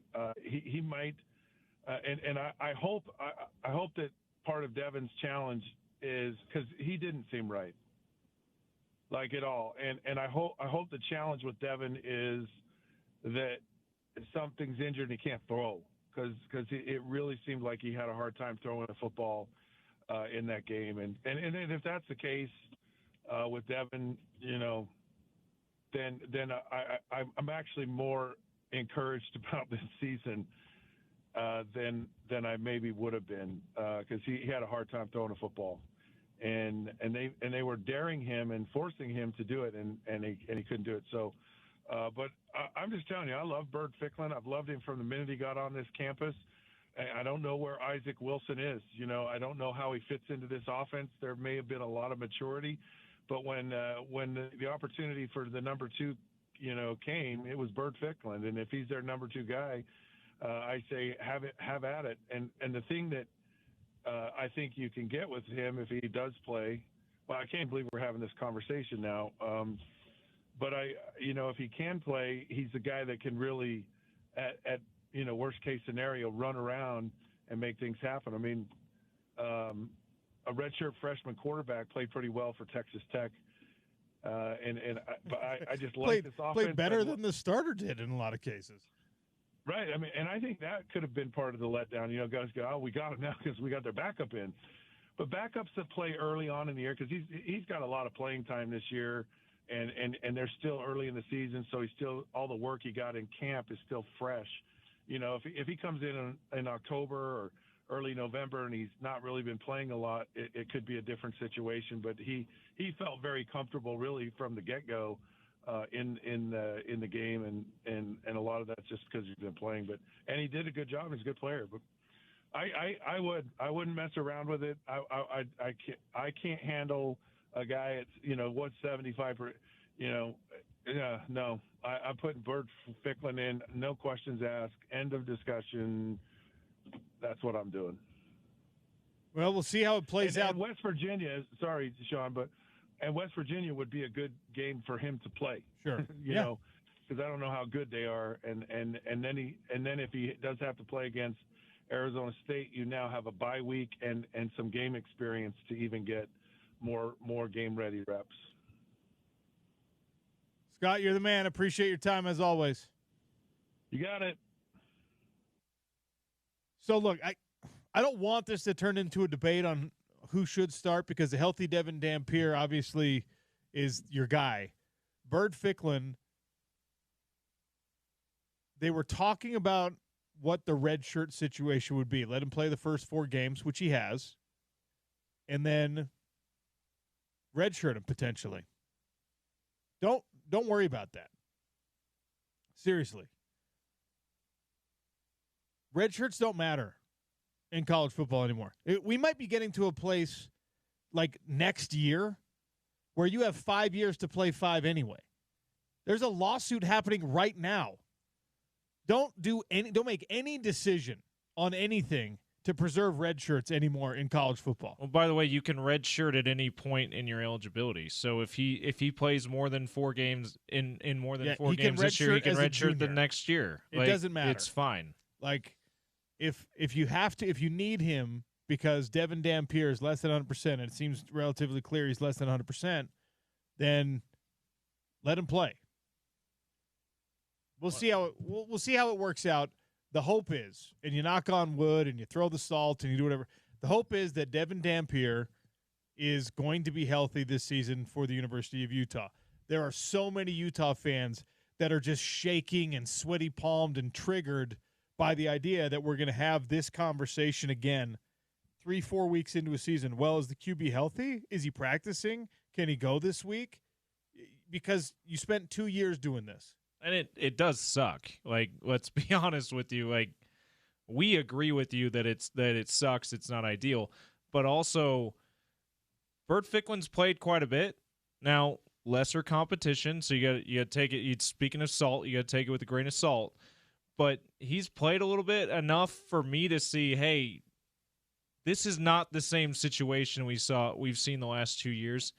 If the starting quarterback can't play in every game.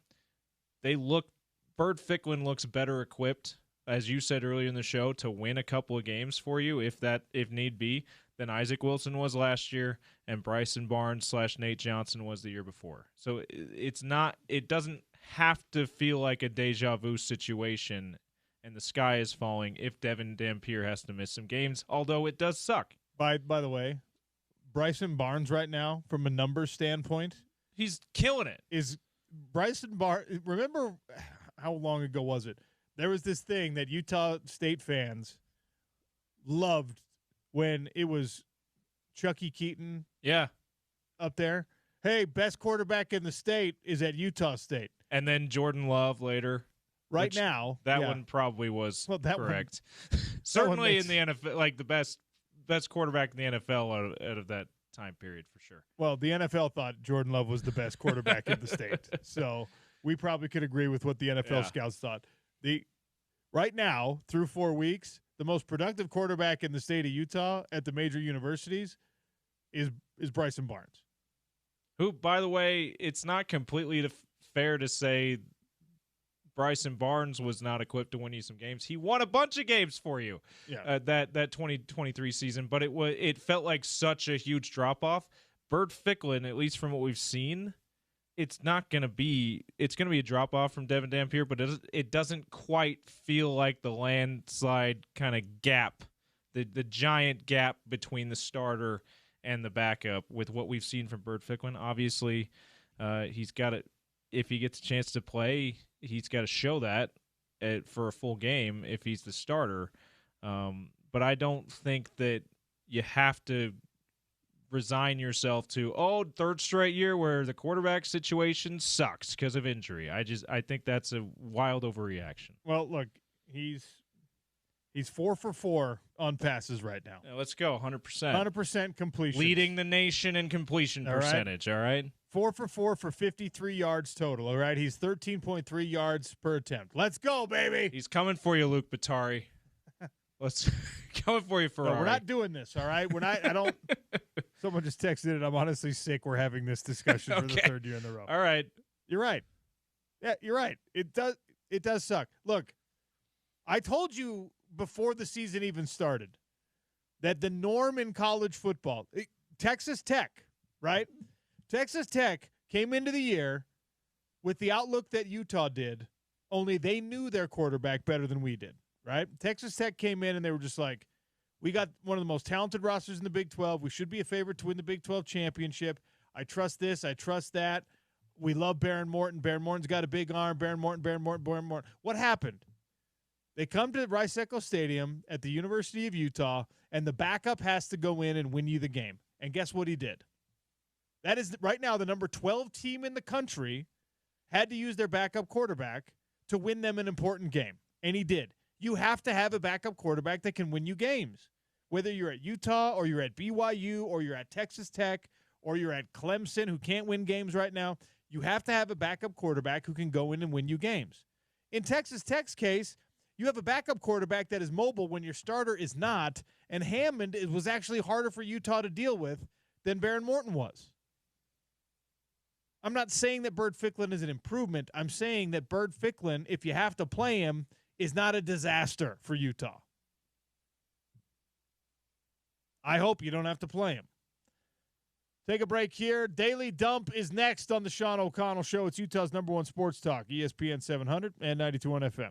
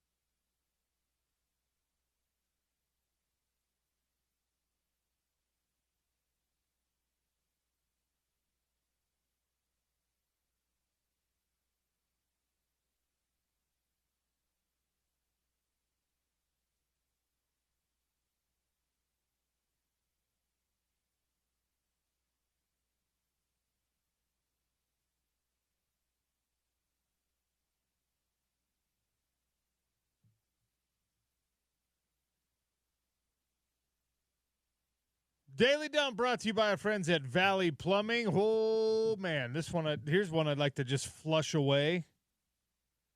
Nick Bosa, season-ending ACL injury for the San Francisco 49ers in a razor-thin victory against the Cardinals. Niners improved to 3-0.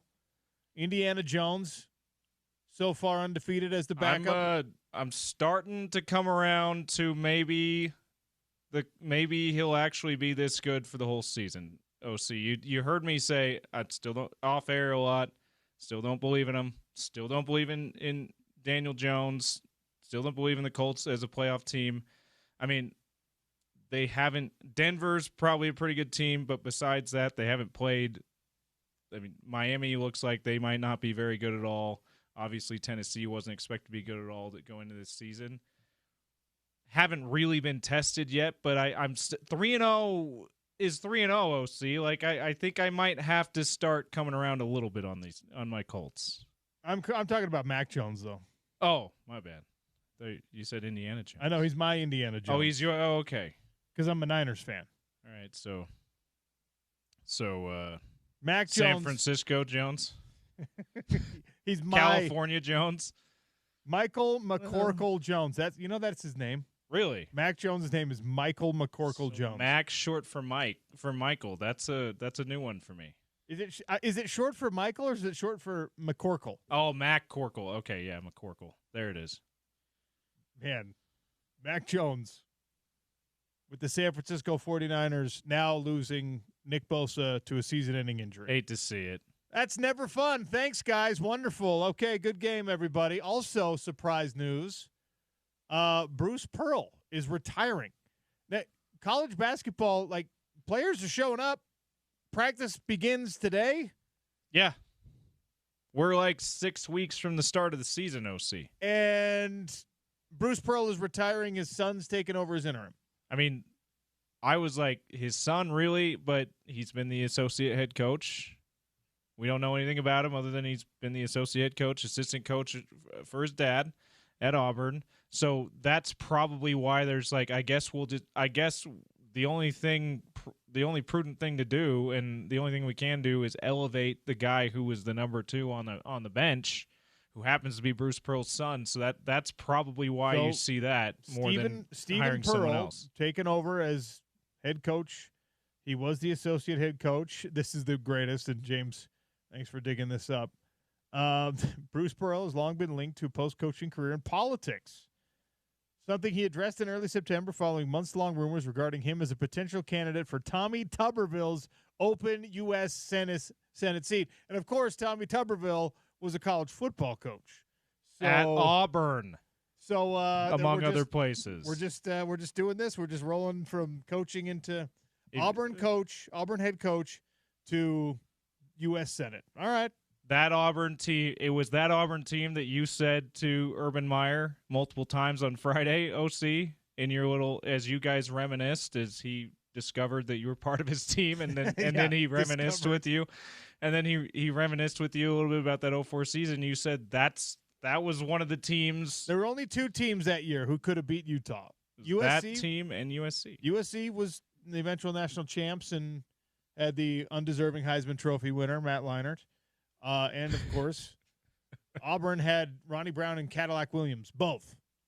Such a fun team. Jason Campbell at quarterback, who had a nice career in the NFL. They were a really, really, really good team. But I think that Utah team would have beat anyone else. And Tommy Tuberville's 2004 Auburn Tigers. You know what's crazy about that team? And I've talked about this on the air before, but, how many of Utah's defensive linemen today on this Big 12 team after 12 years of Power 5 recruitment, Power 4 recruitment, how many guys on the D line for Utah right now will play in the NFL?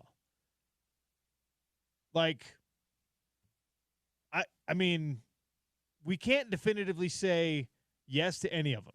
Yeah. Right? I mean, the way that John Henry Daly is playing right now, he's got a chance. But he also might just be a great college football player. Logan Fano's got no shot the way he's playing right now. Yeah. Okay. Vimahi and Lea'ea and Dallas Vakalahi, they've got the measurables, and that's a different position from an evaluation standpoint. Maybe eventually Poo-Poo, when he gets more of a shot, he he gets a But he if gets I a was better like, chance. how Shout many, out to Poo Poo on how the many Daily of Dump. By the way. how many of today's Utah football D line are going to play 10 years in the NFL? And you'd be Yeah. like, nope, none of them. Probably none of them. Yeah. That Fiesta Bowl team had Sione Pua, who played damn near a decade and was a team captain in the NFL, Paul Soliai, who played a decade in the NFL, and John Fanene, who I think got like 8 years in the NFL. All three of We'll those round guys, up to a decade. Yeah. all three of those guys were on one team. And by the way, the best one collegiately, the most productive guy collegiately, was probably Steve Fafita, who didn't have a bunch of NFL success because he was too short. Yeah. So, like, it's insane the level of talent that Fiesta Bowl team had.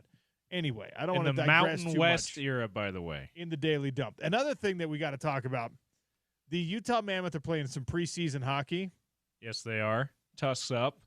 and they had a doubleheader, which is insane that you play 2 hockey games in a day. That's irresponsible, but whatever. Already, though, dropping the gloves and fighting. And that, if you have not seen the highlights yet, you need to go watch. Because Logan Cooley got cross-checked and had to go to the dressing room. It was a dirty hit. And Logan Krause wasn't having it. Lawson Krause, yeah. Logan Cooley, Lawson Yeah. Krause. Lawson Krause was just like, nope, not happening. Dropped the gloves twice in preseason hockey. And I don't know if it was, I think it was the first one. It was like full-on Happy Gilmore, grab the back of the jersey, uppercut, uppercut, uppercut, uppercut, uppercut, uppercut, brief pause, uppercut, uppercut, uppercut. It was beautiful, and we're talking preseason, baby. So as you maybe want to make yourself feel better about the performance of a Utah team, don't look at the score. Just look at Lawson Krause beating the hell out of somebody for cheap shotting a teammate. Nolan Ryan, Robin Ventura action. Oh, it was so good. And the fact that and the fact that after a game like that, right? Not a victory. Preseason doesn't matter, but not a victory. Coach Bear, they're just like, what's that about? He's just like, yeah. He said he wanted to do whatever he could to help the team. That's what he did to help the team today. Hockey is the greatest. Let's go. Just like, that's what we needed him to do today. I mean, you love to see. I mean, when a dirty hit happens to one of your teammates in any sport, but especially in hockey, that's the response, right? But it's also great to see the awareness that that's a dirty hit against Logan Cooley, who everyone around here, everyone internally believes that guy's a future star on your team too. So that you love to see Lawson Krause going, yeah. And that might have been a big part of why even in a preseason game he's going to get after it like that, is that not only was that a dirty hit on his teammate, that's a dirty hit on a player that this franchise has plans for to be a headliner for him. And so you love to see that. You do love to see it. You like that it's not even something in hockey, right? In baseball, it's like, oh, it's going to happen. Next time they get up to bat, something crazy is going to happen. Yeah, if there's one more guy that gets beaned. He threw behind him that time. Something's going to happen. In hockey, it's just like, oh, that was a dirty hit. And here we've restarted play, and now somebody's fighting. It's just instant gratification, baby. They resolved the issue right there and there. You don't have to wait. It's just, let's get this taken care of right now. By the way, speaking of fighting, Coach Bear, Utah Mammoth organization, OC's ready to do his MMA fighting on skates trial. All right, at a practice this year. He's ready for it, right? That's the one thing that the Utah Jazz, who are of course owned by the same parent company, they do their media training camp, which is also this week. I'm so bummed. I'm getting all stretched out and ready to go. I'm so bummed. I was ready to go and just prove to everyone what a terrible basketball player I am. You should see the rest of the guys. And also, such a bummer that Tony Jones, who thinks he's a good basketball player, will no longer be there. But R.I.P. to the Utah Jazz beat writer Tony Jones, who's not dead. Well, he's still living, but that title, my bad. Tony's still with us. He's still with us. He's just in another moved city. to Philadelphia. Tony is not gone, as far as we know, unless something crazy happened today. My bad. They do the media training camp for the Jazz. They need to do one for the Mammoth and put us all on skates in full kit, and let's go. And let you, if a retired professional fighter, try to do a hockey fight on skates with these guys. If we're doing a media training camp, I'm just skating up to I'm going right at Hans Olsen. Okay. One of the media. Okay. Yeah. Because I want to see. I want to player. see OC versus Spicy Tuna. No way. Let's go.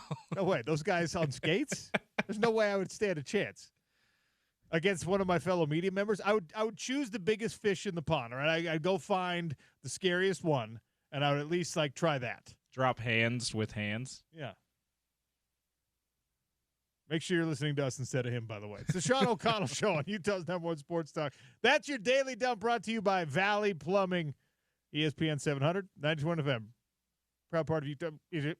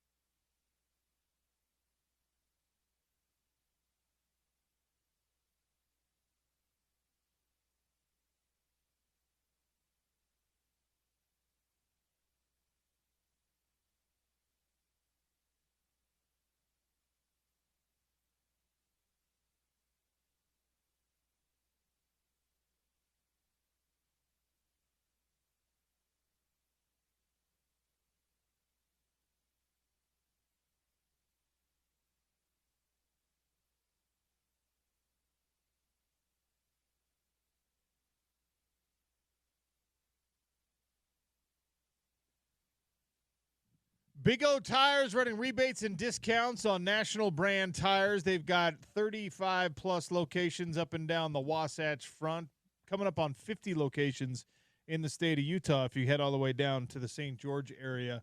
The bottom line is Big O Tires can help you out no matter whatever you drive. You got a big truck, you got a trailer to tow with that big truck, you need reliable tires on it. Family minivan, family mega van, you need reliable tires on it. Maybe you have the beautiful sports car that just chills in the garage until, I don't know, July 4th. You take it out once, you put it back. You still got to make sure the tires are where they need to be. Big O Tires has the tires for whatever you drive. Tell them OC sent you when you stop by any of their locations up and down the Wasatch Front. National brand rebates right now, $50 instant savings, $150 in rebates. Get there and tell them that ESPN 700 told you about it. All right, we have not really gone over the weekly scoreboard. There were interesting games all around the top 25, all around the Big 12 Conference. Indiana blowing out Illinois. I mean, Utah fans, you were not really happy with the 10 points you scored to Texas Tech's 34. Illinois, number 9 team in the country, they scored 10 points against Indiana. Indiana put up 63. And now Curt Cignetti is dunking on Illinois still because in his weekly press conference, he was asked about Iowa, Indiana's next opponent. Did you see what he said, James? I missed this. Tougher challenge than the last one, that's for sure. Indiana just bullying Illinois now. Remember, they win the Big I formation rivalry game. Good for them. Fernando Mendoza, the former Cal quarterback who transferred to to Indiana on what we were told was a pretty fancy and hefty NIL deal. He's got almost 1,000 yards, 14 touchdowns, zero interceptions on the season so far in a number 9 versus number 19 matchup in a huge game this last weekend. 21 of 23 for 267 yards and 5 touchdowns. Did you say 14 touchdowns? 14 tutties, no interceptions. Have they played 3 or 4 games? Four games. 4 games, 14 touchdowns? Uh-huh. Yeah, that's not too shabby by Mendoza there. Tall, skinny kid, man. And he is now entered the Heisman conversation. Speaking of Heisman conversations, John Mateer, who, remember, we go all the way back to last year's offseason cycle, right? John Mateer, Ben Arbuckle were the quarterback and coordinator combination that everyone in the country wanted. Utah quartered them both. Oklahoma, that's not a bidding war you're going to win at the University of Utah. You're not going to beat the Sooners. Arbuckle is 30 years old as the offensive coordinator at the University of Oklahoma. He's 30. Yeah. He's going to get a head coaching job this offseason. He's still going to be 30 this offseason, if I'm not mistaken. All right, John Mateer, 24-36, 271 yards and a touchdown. Oklahoma beat Auburn. Now, Auburn, this is actually the only this was the only play, I was 4-1 on my picks this weekend, James, that I tweeted out. Wow, good for you. I was 4-1 this weekend, which I'm going to live on that because last week I was 2-3 or all right, yeah, I like that. Now, it was Auburn plus 6.5, and they lost by 7. All right, but the SEC has already come out and said this should have been a penalty on a touchdown pass Oklahoma had where they hid the receiver. Did you see this thing? Oh yeah, Oklahoma. For anyone who hasn't seen it, I wish there was a more visual element to the show. But here's my fingers, all right, if you're watching on YouTube, right? My fist over here, this is the huddle. And they made it look like the substitution package was coming in. Wide receiver hustles off, but he doesn't go all the way off. He stops right outside the numbers and waits to see if anyone notices him. They don't. So then he goes to the referee. Am I lined up where I'm supposed to be? as always, right? Wide receivers are always doing this, right? Yeah, they do the point to the sideline thing. Yeah, They tell him, like, I'm supposed to be on the line of scrimmage. Yep, you're good. Or, hey, I'm off the line. Okay, you're good. Referee acknowledges him out there. Run the play, totally hidden. Defense doesn't know he's there. Touchdown pass in a game that was decided by 7 points. And then the SEC comes out and says, oh, that's actually illegal. You can't do that. You can't. It's kind of like, it's one of those dumb rules, like you can't fake the snap count on the defense. Yeah. You can't bark something out to try to draw somebody off sides. You can't pretend you're subbing out, even if the numbers work and you're the 11th guy. Oh, the 11th guy's running off, making it look like he's running off. You're not allowed to do that. It's like a deceptive practice. I actually don't think that should be a penalty. If you don't notice that there's 11 guys on the field. Ref acknowledges, yeah, you're good, then should be legal. At that point, ref should be paying closer attention, and maybe that's what the SEC said. He's like, yeah, the ref should have caught that and shouldn't have allowed it to happen. There was a brutally obvious pass interference that was missed that should have been called on Oklahoma. That would have been a huge play for Auburn. I think it was a touchdown. Should have been a touchdown. Auburn and their future and Hugh Freeze, who's probably going to run for Senate too. Yeah. So just a huge bummer as Oklahoma beats Auburn 24-17. That one, Oklahoma like looks really good right now. Utah's loss is hard to swallow. I promise you it would be harder to swallow if you had the game won. Yeah. You were in a position to win, and the referees screwed you that way. I mean, don't have to tell Utah fans. Just got to think back to last November, OC. We get it around here. You're right. Michigan beat Nebraska in a tight game this weekend. Who cares? James. Oh, sorry. Was my mic on? And, of course, the still-ranked Notre Dame Fighting Irish beat Purdue. My gosh.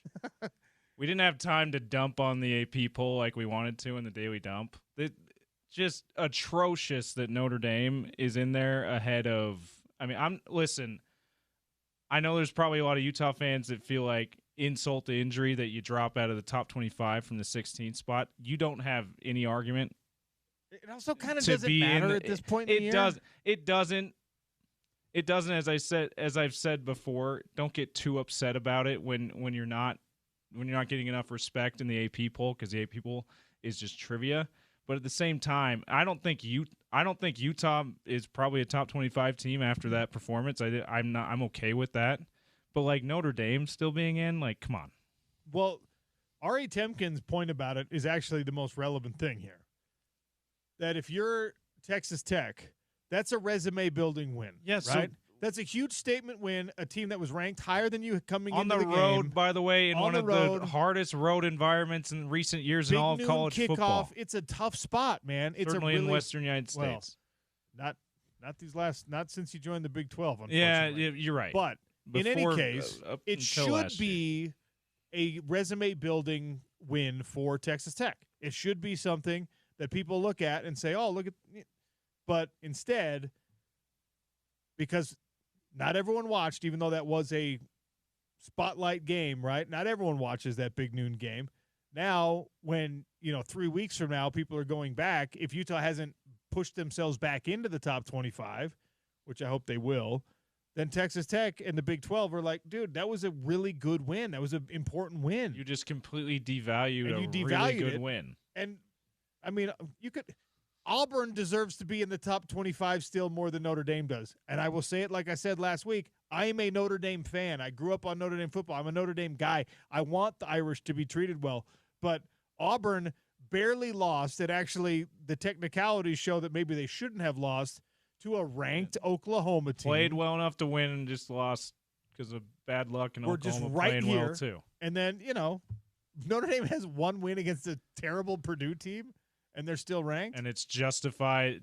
Oh, well, look at that. They just ran into a really tough first 2 weeks of the season. Look at how they beat, Purdue. Come on. It's terrible. The AP poll has been particularly awful this year. But like you just said, OC, and like I said a few weeks ago, it's still not something to get too worked up about. Hopefully the committee, if Utah, rights the ship here, hopefully the committee is like, that's a really good win Texas Tech got over Utah. And Notre Dame, if they're 6-2 and beat their best wins against Arkansas this week, maybe, like, that's not that great. Hopefully that's the way the committee sees it, because those are the rankings that actually matter. So those are the ones you should get worked up about if you're not getting enough respect. All right, Sean O'Connell Show continues here on ESPN 700 and 92.1 FM. We'll open up the text line again, 877-353-0700. Look, it was a brutal loss. Tell me your biggest problem. Tell me if you feel like the bounce back is coming. I'll tell you why we don't need to be towing the ledge just yet in Utah football country. It's the Sean O'Connell Show on ESPN 700, 92.1 FM.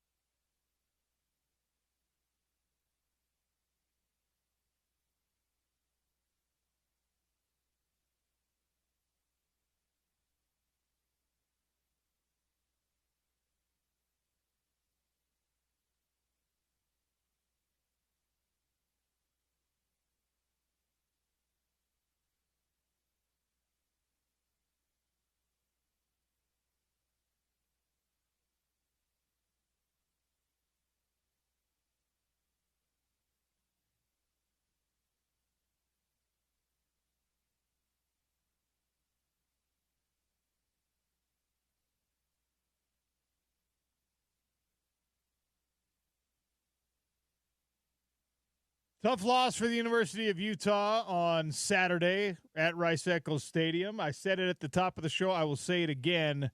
If you were among the 51,000 in attendance, pat yourself on the back. The fans showed up early. They were loud. They were passionate. They delivered on the hype around Rice-Eccles Stadium. Now this team has to start doing the same on a home field. The Big 12 has not been good to Utah. The injury bug has been bad for Utah, which, of course, by extension, has been a Big 12 problem these last two seasons. I'm worried about Hunter Andrews. He's a really good player. He left the Texas Tech game after one carry for 5 yards. And I was talking with people on the sideline. They said, no, he seemed like he was walking okay. His shoe came off, but it seemed like he was walking okay. He didn't come back in the game, and we don't have any updates. We're not going to get any updates until the injury report. And the injury report, by the way, is going to be cloak and dagger, clandestine. It was only the guys who were out that Witt put on the injury report last week. It was interesting because I really want to know. Be careful what I say and how much I say here. I want to know the exact rules on injury reporting and the enforceability of injury reporting, because I'm not going to tell you who else was not dressed that was not on the injury report, but there was someone else. There were people that were not on the injury report that were also not dressed. Now, maybe that's not an injury thing. Maybe that's a disciplinary thing or whatever else. And so you don't have to report it. I just don't know how it works. I truly don't. And I want to make it clear. I don't care if Kyle Whittingham obeys the injury report rules. I really don't. He has said in the past that once it becomes uniform, he will participate. Now I think he feels as though it's just you're giving away more than you need to give away. And so he's playing the cards as close to the vest as he can. And because he's nearing the end of the road, whether it's this season, next season, the season after that, I just don't think he's particularly emotionally or intellectually invested in following these rules if he feels like there's an advantage to be gained. I don't know that there is. We'll see. This Devin Dampier being a little bit banged up, and it was revealed that he did not practice, and that did affect him in the game. Devin is not the type to make excuses. He didn't in the post game. We're not going to hear him make excuses for it when we catch him with audition with Dev this week. He's a guy who knows that when you get Tobias Merriweather running free behind the defense, you got to hit him no matter what. And he missed him. He missed him, and Tobias multiple adjusted times, poorly to the ball, and it seemed like maybe there was a communication error because I think quarterback was saying, no, you were supposed to break this way, and you broke that way. In any case, you got to make those plays. Those against a team like Texas Tech, those plays have to be made. Now, there are a lot of people who are jumping off the bandwagon early. All right, there are a lot of people who are trying to emotionally protect themselves and say, I'm not doing this again. I'm not getting my hopes up again. I'm week 4. I'm shutting it down, and I'm not going to have any feelings about this Utah football season, any optimism, any hope for this Utah football season. I'm not among you yet, all right? I refuse to write this off for multiple reasons. There are a lot of people who are just saying, you know what, Texas Tech's great. That's why it went like that. That's not why it went like that.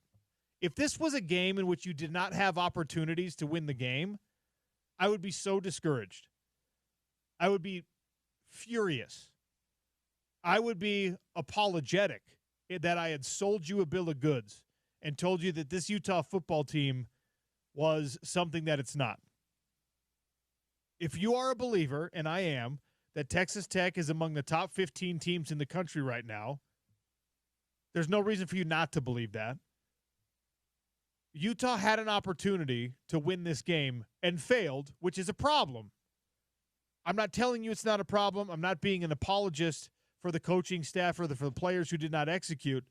But Texas Tech is going to play plenty of games this year, and they've already played 3 games this year before they came to Utah, where there was no chance for Arkansas Pine Bluff. There was no chance for Oregon State. There was no chance for some of these teams. And there will be some games where there's not really an opportunity for whomever is on their schedule to match them talent for talent, play for play, and win. Utah had its opportunities, which is why it's so disgusting and so frustrating that the ultimate outcome is 34-10. You were a good defensive stand away in the fourth quarter after your offense had woken up from this being a real game that came down to the wire. From maybe having the lead in the fourth. Potentially taking the lead on an ensuing offensive possession or tying the game or something like that. And your defense gets credit, and Kyle Whittingham gave you credit, and Scott Mitchell and Bill Riley and Sly Stevenson, they gave you credit post-game. And everyone's going to be talking about, look what the defense did, look what the defense did. They kept them in the game. That's what the defense does, all right? My expectation for Utah's defense is not stay in the game. My expectations for Utah's defense is make the necessary plays when the game is on the line. And, of course, the expectation for the offense should also be that high. We have a sample size 2 decades long with Utah's defense that tells us the identity of this program is that your defense is going to make the plays necessary to win you the game when the game is on the line. We've seen it year after year after year, player after player, different player after different player, recruiting class after recruiting class. Utah defensively makes the plays to win the games down the stretch. They did not against Texas Tech, unfortunately, and that cannot be disjointed from the offense's lack of performance for 3.5, 4 quarters. You can't take it away and blame it on the defense. I'm not doing that. But there is an unfortunate rhythm in games where offense is making mistakes and defense is carrying the load. All right, now the defense is going to make a mistake and the offense is carrying the load. And in this game, clearly the offense was the one screwing up. This is like your relationship. This is like your job. This is every group project you did coming up through elementary, middle, high school, college. There's always somebody carrying a greater share of the load. And in this case, and is often the case, Utah's defense was carrying the greater share of the load. And when finally the offense picked up its 50 pounds, the defense breathed a sigh of relief and let up. And that sucks. Offensively, I said it at the start of the show, the biggest takeaway is that nobody lived up to the billing. Tobias Merriweather, where are you? Devin Dampier, you have to be better than that. Offensive line, first and foremost. Those 5 guys have to stand up in front of the team, and you heard Spencer Fano on the postgame right here on ESPN 700 say, it will not happen again. As corny as it is, I desperately need a Tim Tebow, we will work harder than anyone you've ever seen. I will not ever let this happen again.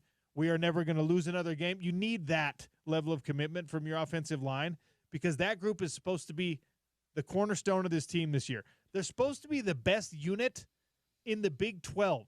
And by the way, two of those 5 guys are captains, so that's another reason why you need that. Absolutely. And those guys, I believe that they're capable of it. I believe that they will make that happen. I believe that this Texas Tech test is the biggest one they're going to face until you get to BYU. And guess what?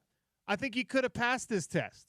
Yeah. I think that if you played anywhere close to your capability, you win this game. I think that if you don't make boneheaded penalties as a team captain, the Jackson Benny touchdown doesn't get called back, and the momentum of the game completely shifts and changes. I think the reason I get to be optimistic and simultaneously heartbroken and disappointed is because I was standing there watching these moments, and I'm pulling my phone out and taking notes on if you capitalized on this, the game is different. If you don't miss this tackle, the game is different. Not that you're not anywhere near, you make the wrong read, the wrong defensive play call, you miss the tackle. You're there and you miss. If you're Nate Ritchie today, how sick are you to your stomach that this is the best stat line you've ever had in your college career and you still miss 6 tackles? How sick to your stomach are you if you're Morgan Scalley and Kyle Whittingham knowing you did not tackle during the preseason camp because you wanted to preserve health and you had 23 missed tackles in this game? That is now work that cannot be done. That is work that is missed. You're in week 4 against the best team you're going to face, and you don't get to now say, guys, we're tackling every day at practice, because the bumps and the bruises are already accumulating. You've got guys who are overworked and overused playing both sides of the ball on your defense. You got to tell Smith, Snowden, Jackson, Benny, and Lander Barton, now we're going to start tackling every day at practice, full speed against the ones. Well, Coach, we can't do that. Why not? Well, because our ones are banged up, and I'm banged up. And you had me play 80 plays last week against Texas Tech. And sometimes we're the ones on offense, Coach. We can't tackle ourselves. It's just – it's so frustrating because Utah heading into what was it, the 49th minute of this game? It was soccer style. I like it. Was right there. 49th minute. Was right there. Yeah. And unfortunately, the missed tackles came back to hurt you. The buildup of fatigue came back to hurt you. Look, Jackson Benny is a weapon. Wherever you want to put him, he's a weapon. But you know what he's not? He's not invincible. And I was watching him run down on special teams, okay? Yeah, he's playing all three phases, isn't he? He's playing all three phases. He runs down to cover a punt. I think it was a punt. Maybe it was on kickoff. He runs down, right? Yeah, it was a punt. Fair catch. And then he's like not walking off the field. He is what ambling. He is shuffling off the field. He is an old person leaving the field from exhaustion. And that's not to criticize Jackson Benny, by the way. He has been through 4 weeks the best player on this team. You know how bananas that is? Yeah, it really is. Considering Spencer Fano, who was looked at as a top 10 draft pick preseason and ranked top 10 in all of college football by some publications, like Jackson Benny is the guy that's emerged as the best player. I desperately need this to happen, okay? I need Robert Blecken is the GM at the University of Utah. I need the revenue sharing and NIL numbers for all the guys on the team right now. I need them. To give further context as to how bananas Jackson Benny, because I being the best promise you, player is. Jackson Benny is not in the top 25 on this team. Yeah. I promise you that there are backups on the team right now who were just big-time recruits that they were really excited about are getting paid more money. And I know this is a new conversation in college football, but it should not be this way. And I know it's not as simple as if you get paid well, you're supposed to be great in every game, but it kind of is that simple. And I'm actually okay if you're not great in every game. I need you to be great in some games, though, Logan Fano and Lander Barton. I need you to be great in some situations. And I definitely need you to be great against Texas Tech. These are not conversations I was willing to have covering college football 5 years ago because you're 19-year-old kids.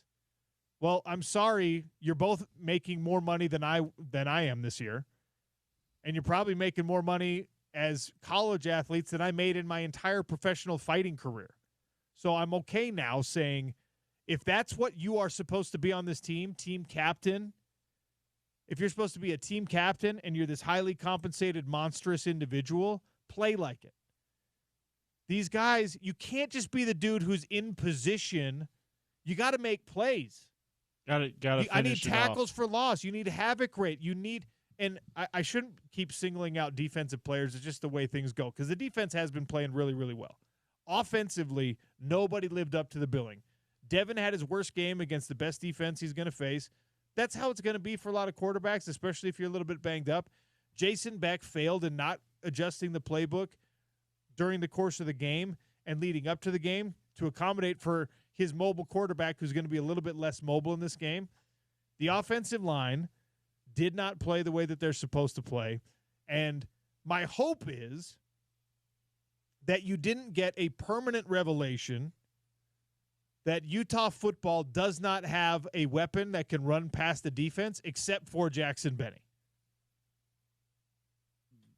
That's a problem if that's the case. Like Captain Obvious there, but that is a problem. But again, go back and watch the tape, and there were 2 plays where Tobias Merriweather, who ended up with 0 catches because the one in the first quarter he had that was a nice catch got taken away on the challenge, on the review. There were 2 plays that would have either been scoring downs for him, scoring plays for him, or just really big chunk yards. They had 3 chunk plays in the game, right?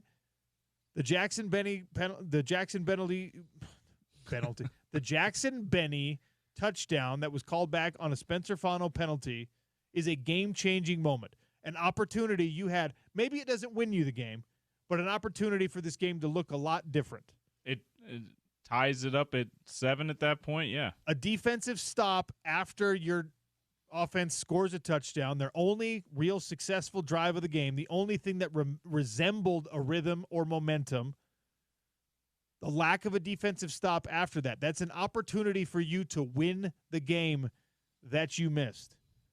The missed passes to Tobias Merriweather, those are missed opportunities. If you didn't have missed opportunities in the game, we wouldn't be talking about the micro and the granular. We'd be talking about this team is not good. That's not the case. You were right there until you weren't. You were right there until you waved the white flag because of defensive fatigue, because of a lack of offensive rhythm, because of a whatever. That's what happened in the game. And Scott Mitchell joined us earlier in the show, and he said, I just don't think they were ready for the moment. I fully agree. I think that there were, and not just players, there were something was missing in the coaching preparation, in the coaching adjustment, especially on offense. You weren't ready to show everyone that you had one of the best teams in the country on a national stage. Jim Harding is a great offensive line coach. That group was not ready to face what they faced against Texas Tech. Why? Is it because of how you're practicing? Is it because you took the foot off the defensive gas pedal too much in camp? Is it because you were too worried about players getting hurt and you just said, I'm not going to let these guys smash each other in practice anymore? I'm asking questions. I don't have these answers. It's not my job to have these answers. It is the job of Jason Beck and Jim Harding and Micah Simon and Coach Atwaya. They're the ones who are supposed to have these answers. Kyle Whittingham is the guy ultimately who's got to have the answers. The opportunities were there, and you missed them. Like 4, 5, or 6 opportunities. And I know it's reductive, and I know it's kind of a BYU fan thing to say, well, if this hadn't happened, then this would have happened. But the reason I am mad right now, but also optimistic that it's going to change next week, and then after a bye week against Arizona State where you got a chance to beat them, the reason I truly believe that is because even playing as poorly as you were, even as miserably bad as this game was from an offensive standpoint for the University of Utah, where you're rushing for like 2.9 yards per carry, gross, where your pass plays are going for 4 yards per pass, gross. Even playing as bad as you played, you're 50 minutes into a 60-minute game, and you're still right there against the top 15 team in the country. The other reason, and then we'll take a break, the other reason I'm not crying about it or saying the season is lost is because I think that Devin Dampier, if he needs rest, has a capable backup behind him that can help you win a game on the road. You go to the Pac-12 championship seasons when Cam Rising, before he was banged up, what you needed Bryson Barnes to win you a game at Washington State, right? Did we forget about that? Those things matter. You didn't think Utah was going to be undefeated in the Big 12 play. You probably actually penciled this in as one of the losses in Big 12 play because Texas Tech is a team that a lot of people believed in preseason. I know it was uglier than you thought it was going to be, but all of those things came together at once. You played bad. You had some costly penalties. Your coaching staff didn't make the necessary offensive adjustments. You completely neglected attacking the middle of the field. You got away from the downhill run game. All stuff that you can fix like this. You know how easy it is to fix that? Hey, we think our offensive line might be the best in the country, but we probably need to stop having them pull against really athletic fronts and try to run laterally. Let's just line up and tush push and see what happens. You know how easy it is to fix that? You just call different plays. And then if that still doesn't work, I will have a different conversation with you on a Monday after Arizona State. Then I will sit down and I'll say, guys, this team isn't as good as we thought. Actually, you're not getting the push out of this offensive line that we thought we could get. This is not a top 10 group in the country, a top 5 group in the country at offensive line. It's not even a top 10 or 5 group in the Big 12. I don't think we're going to get to that point. I really, really don't. The opportunities to win this game were there. The final score made it look more like a blowout than it actually was. Your frustration is warranted, but jumping off the bandwagon is the wrong thing to do right now. Your fear about an offensive or a quarterback injury, that's probably something you can wring your hands over. But given where you're at in the schedule, I don't know the severity of anything, if there is anything serious with Devin Dampier, because he did miss practice last week. Kyle Whittingham confirmed. The severity of that is effectively how strong your worry should be for the whole season. You haven't lost anyone else that's irreplaceable. And you're not going to get this version of Utah football in West Virginia, back at Rice-Eccles Stadium against Arizona State. You're not. Before we take a break, reminder to all of you out there that the weather is changing soon. If the energy efficiency of your home has become a problem for you, maybe your air conditioning bill is getting a little bit higher than it should be, guess what? It's going to get worse in the wintertime when your heat is escaping through those windows. Probably a good time for you to give a call to 801-850-9100. Advanced Window Products is going to hook you up with $2,500 off 10 windows or more. They're going to give you a quote. They're going to measure the windows. You're going to say, yeah, I'm going to take advantage of the ESPN 700 discount, and I'm going to get $2,500 off my 16 total window order or whatever, and I need you to install these things.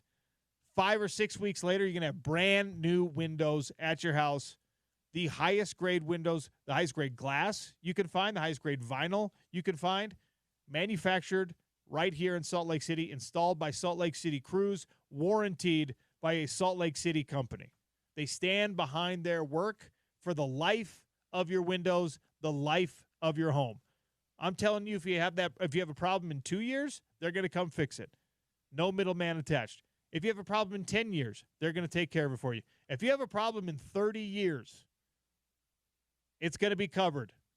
The life of the windows, the life of your home. Advanced Window Products, 801-850-9100, advancedwindows.com. Tell them OC sent you.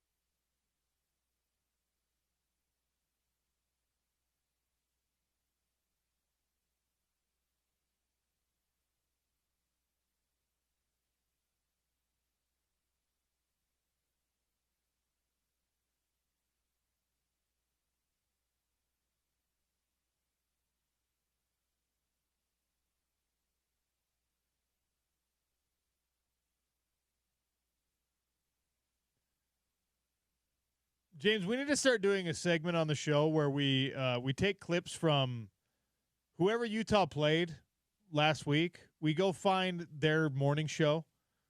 Like, I need to know what talk radio in Lubbock this morning sounds like. Is Baron Morton ever going to get his job back? No, we will see that. We need to do it. Hammond, who came in, and I know people don't want to hear me talking about like Baron worked Morton's, well. He's not going to get his job back. That's what you won't see this year. I know people don't want to hear me talking about good things for Texas Tech right now, but like their backup quarterback was a bigger problem for Utah and their poor tackling than Baron Morton. Morton, that was the whole thing that we talked about coming into the game. If Baron Morton is not well protected, it's going to be a long day. And it was a long enough day for him that he had to leave the game. John Henry Daly with the only sack of the game for Utah, and a beautiful one at that. He had a couple of pressures, near misses as well. It's John O'Hall's hit that knocked him out of the game, though, right? John O'Hall's the one that took him out. What a great stretch he had in that third quarter. You know, he had like 3 plays in a row. But the Hammond cat is more problematic because he can run, he can move, and he is an unbelievably confident thrower. And beyond that, they are unbelievably confident in his ability to throw. There was a situation where effectively, you know, when you are playing NCAA football, you're playing Madden, or you go back far enough, you're playing Tecmo, and you call a play, you throw the ball, and whatever, the receiver drops it, and you curse at your TV, and you throw your controller, but it should have worked. And so what do? You run the same route, and you throw the same ball again. Texas Tech did that. And I can't remember which wide receiver it was. It was right on the Utah sideline. I think it was 15. No, 15 was a quarterback. In any case, same guy, same route. First ball was a beautiful ball off the receiver's hands. Coverage was close. It was Jackson Benny in coverage. He was close, but should have been a big completion. Same play, same route, same ball, big completion. You don't do that unless you believe that that quarterback is going to make that throw, drop it into that spot 2 plays in a row, 2 throws in a row. You don't do that. There's not a lot of coaches who are going to make that same play call with a backup quarterback. And quarterback depth is the hardest thing in the world to have right now in college football. Texas Tech, Baron Morton might not get his damn job back.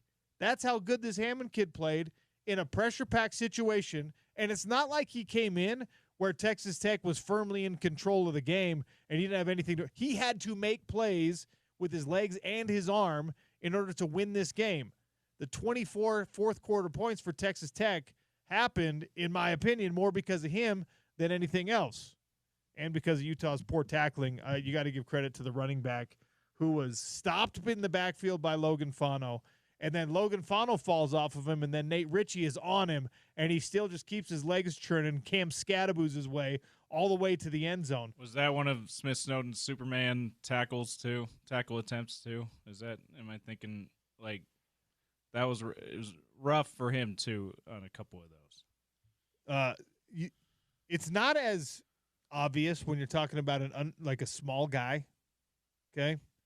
But the absolute mandatory nature of bringing your hips and feet with you when you tackle is a lost art in football and something that Utah typically has been good at, but we are seeing that it has to be practiced.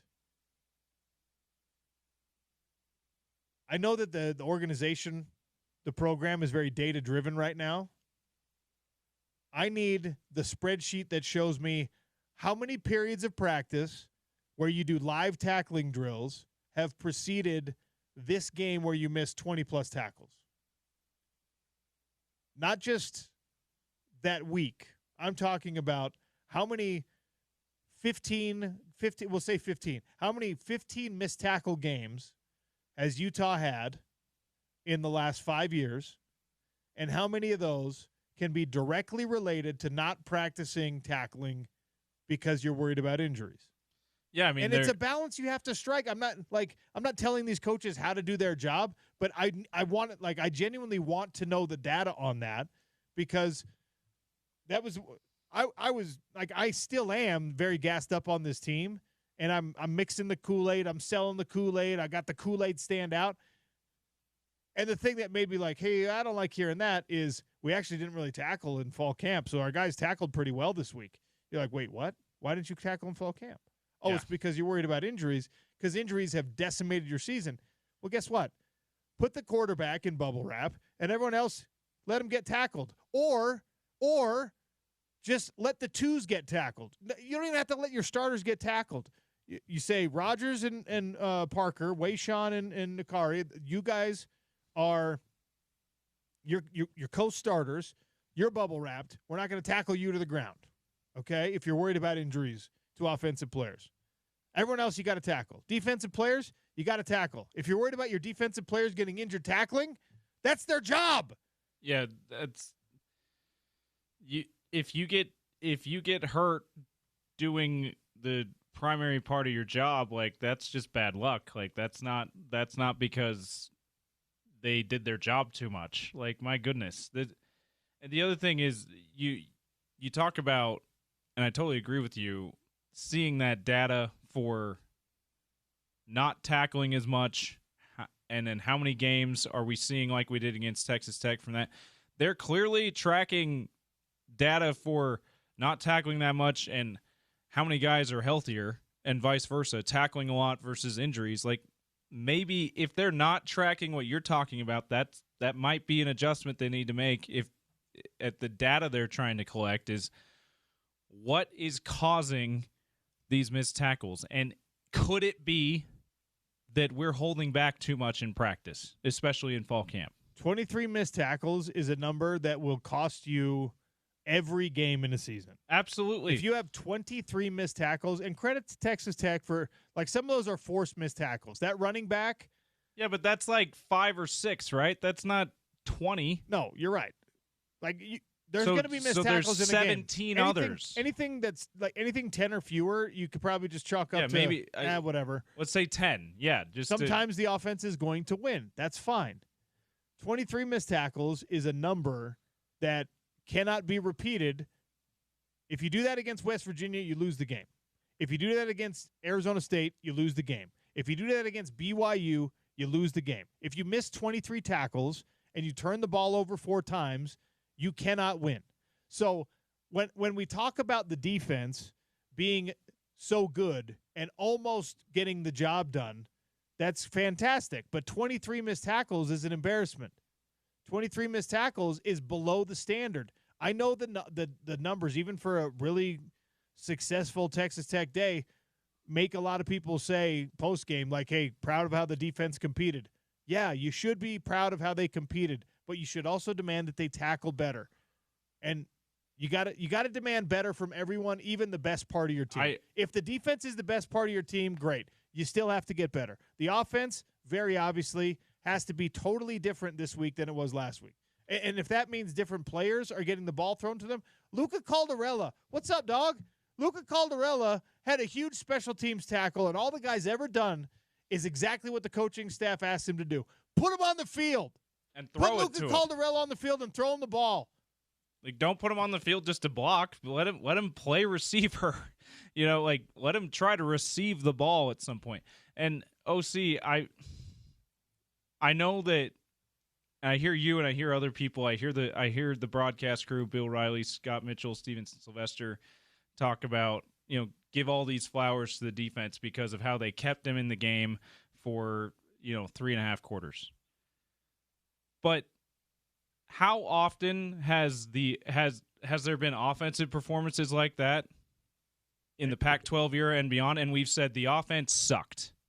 So I'm not saying that it's fair to say that about the defense, but just because the defense has been the identity of the program does not mean they get a pass, is how I'm coming out of this game. Like, you have to finish games. if you're this defense, especially this defense that is supposed to be, you could argue, other than Spencer Fano, has the most talented players on the team. Texas Tech had 484 yards of offense. I'm not giving the defense any flowers today. Yeah. Like they are the better part of the team in this game, and it was their efforts that until the fourth quarter, until that drive after Utah scored, they were the reason that you were in this game. But nobody gets a pass, nobody gets flowers for playing 3 quarters of a game and being good in 3 quarters of a game. If Devin Dampier has 3 great quarters in a game and then throws 2 interceptions in the fourth quarter, we're saying that was a bad game by Devin Dampier. Devin, that was bad, right? If Smith Snowden or if Tobias Merriweather has 3 quarters where he's got 13 catches for 150 yards, and then he drops 2 touchdown passes that end up deciding the game and changing the complexion of the game, we're going to say that was a bad day. And case in point, OC, I just remembered this. Remember the Washington game in the last year of the Pac-12, 2023? Utah was up 2 scores on the team that went to the national championship game later that season in Seattle. And through one half, we were all like, wow, Utah might actually beat Washington. Then they have just a very anemic second half. Guess what we weren't saying? We weren't saying, oh, how great was the offense today? We were saying they sucked, and lots of people were coming after Andy Ludwig after that game. Nobody lived up to the billing in this game. Nobody gets a free pass. That's not how it's happening in film. That's not how it's happening in practice. That's not how you, the fans, have to think about it. 23 missed tackles and almost 500 yards of offense is not a good day for a defense. Giving up 24 points in the fourth quarter. It's not a good day for any defense. I'm sorry it's not, and I'm even more sorry that this offense looked the way that it looked, but the opportunities were there. Utah will not miss 23 tackles in another game this year. The offense will not have 4 yards per completion and less than 3 yards per rush in another game this year. It's not going to happen. Maybe BYU can hold you in your rushing game to somewhere near that. Nobody else can right now. Anyway, celebration Utah's been waiting for is coming. The vibe, the details, and a free ticket are available at canafanfest.com. Canafanfest.com. Our guy Big Buddha in the Broadway family is going to be hosting. All right, I have BGR, that's Burgers Grilled Right, in Sugar House. I got a gift card to give away. We'll wrap up the show next on ESPN 700, 92.1 FM, proud part of Utah's ESPN Radio Network.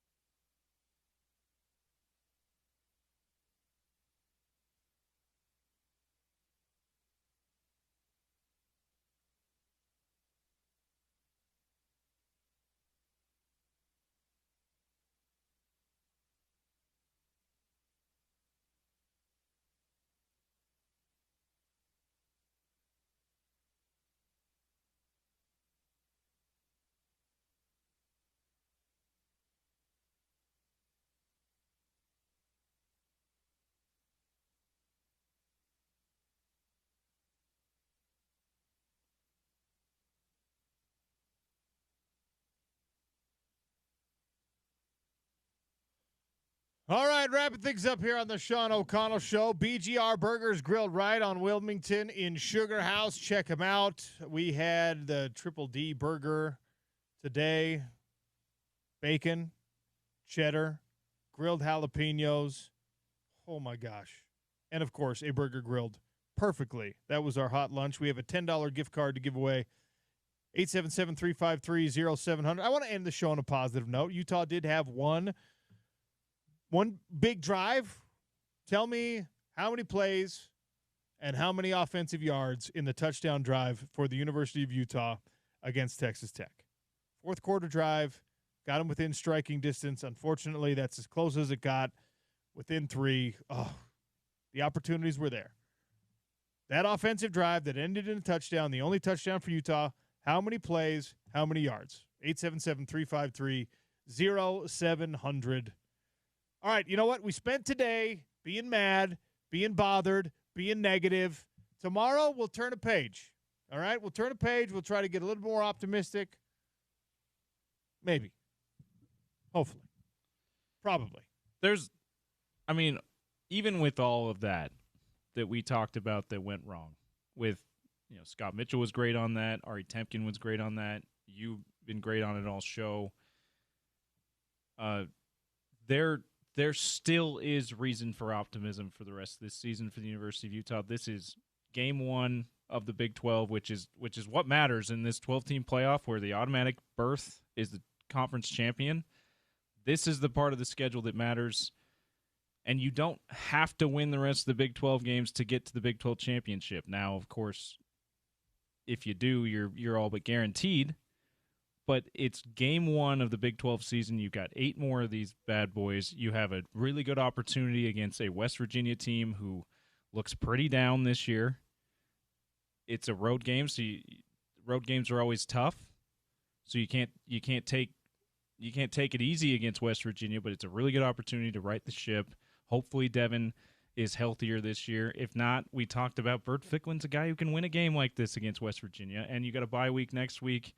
There's still reason to hold your head up if you're a Utah football fan, and we know that that's what they're doing at the facility. They're taking their lumps in the film session, and they're bouncing back, and they're going to have a great week of practice, and they're going to go into West Virginia confident they've figured some things out. 11-1, baby. That's what's happening.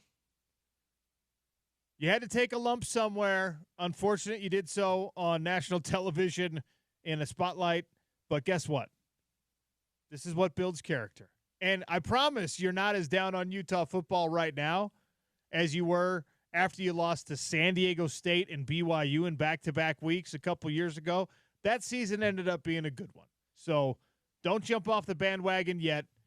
We'll bring you back to the positive side of things on tomorrow's show. Stay tuned for The Drive with Spence Checketts on Utah's #1 sports talk, ESPN 700 and 92.1 FM.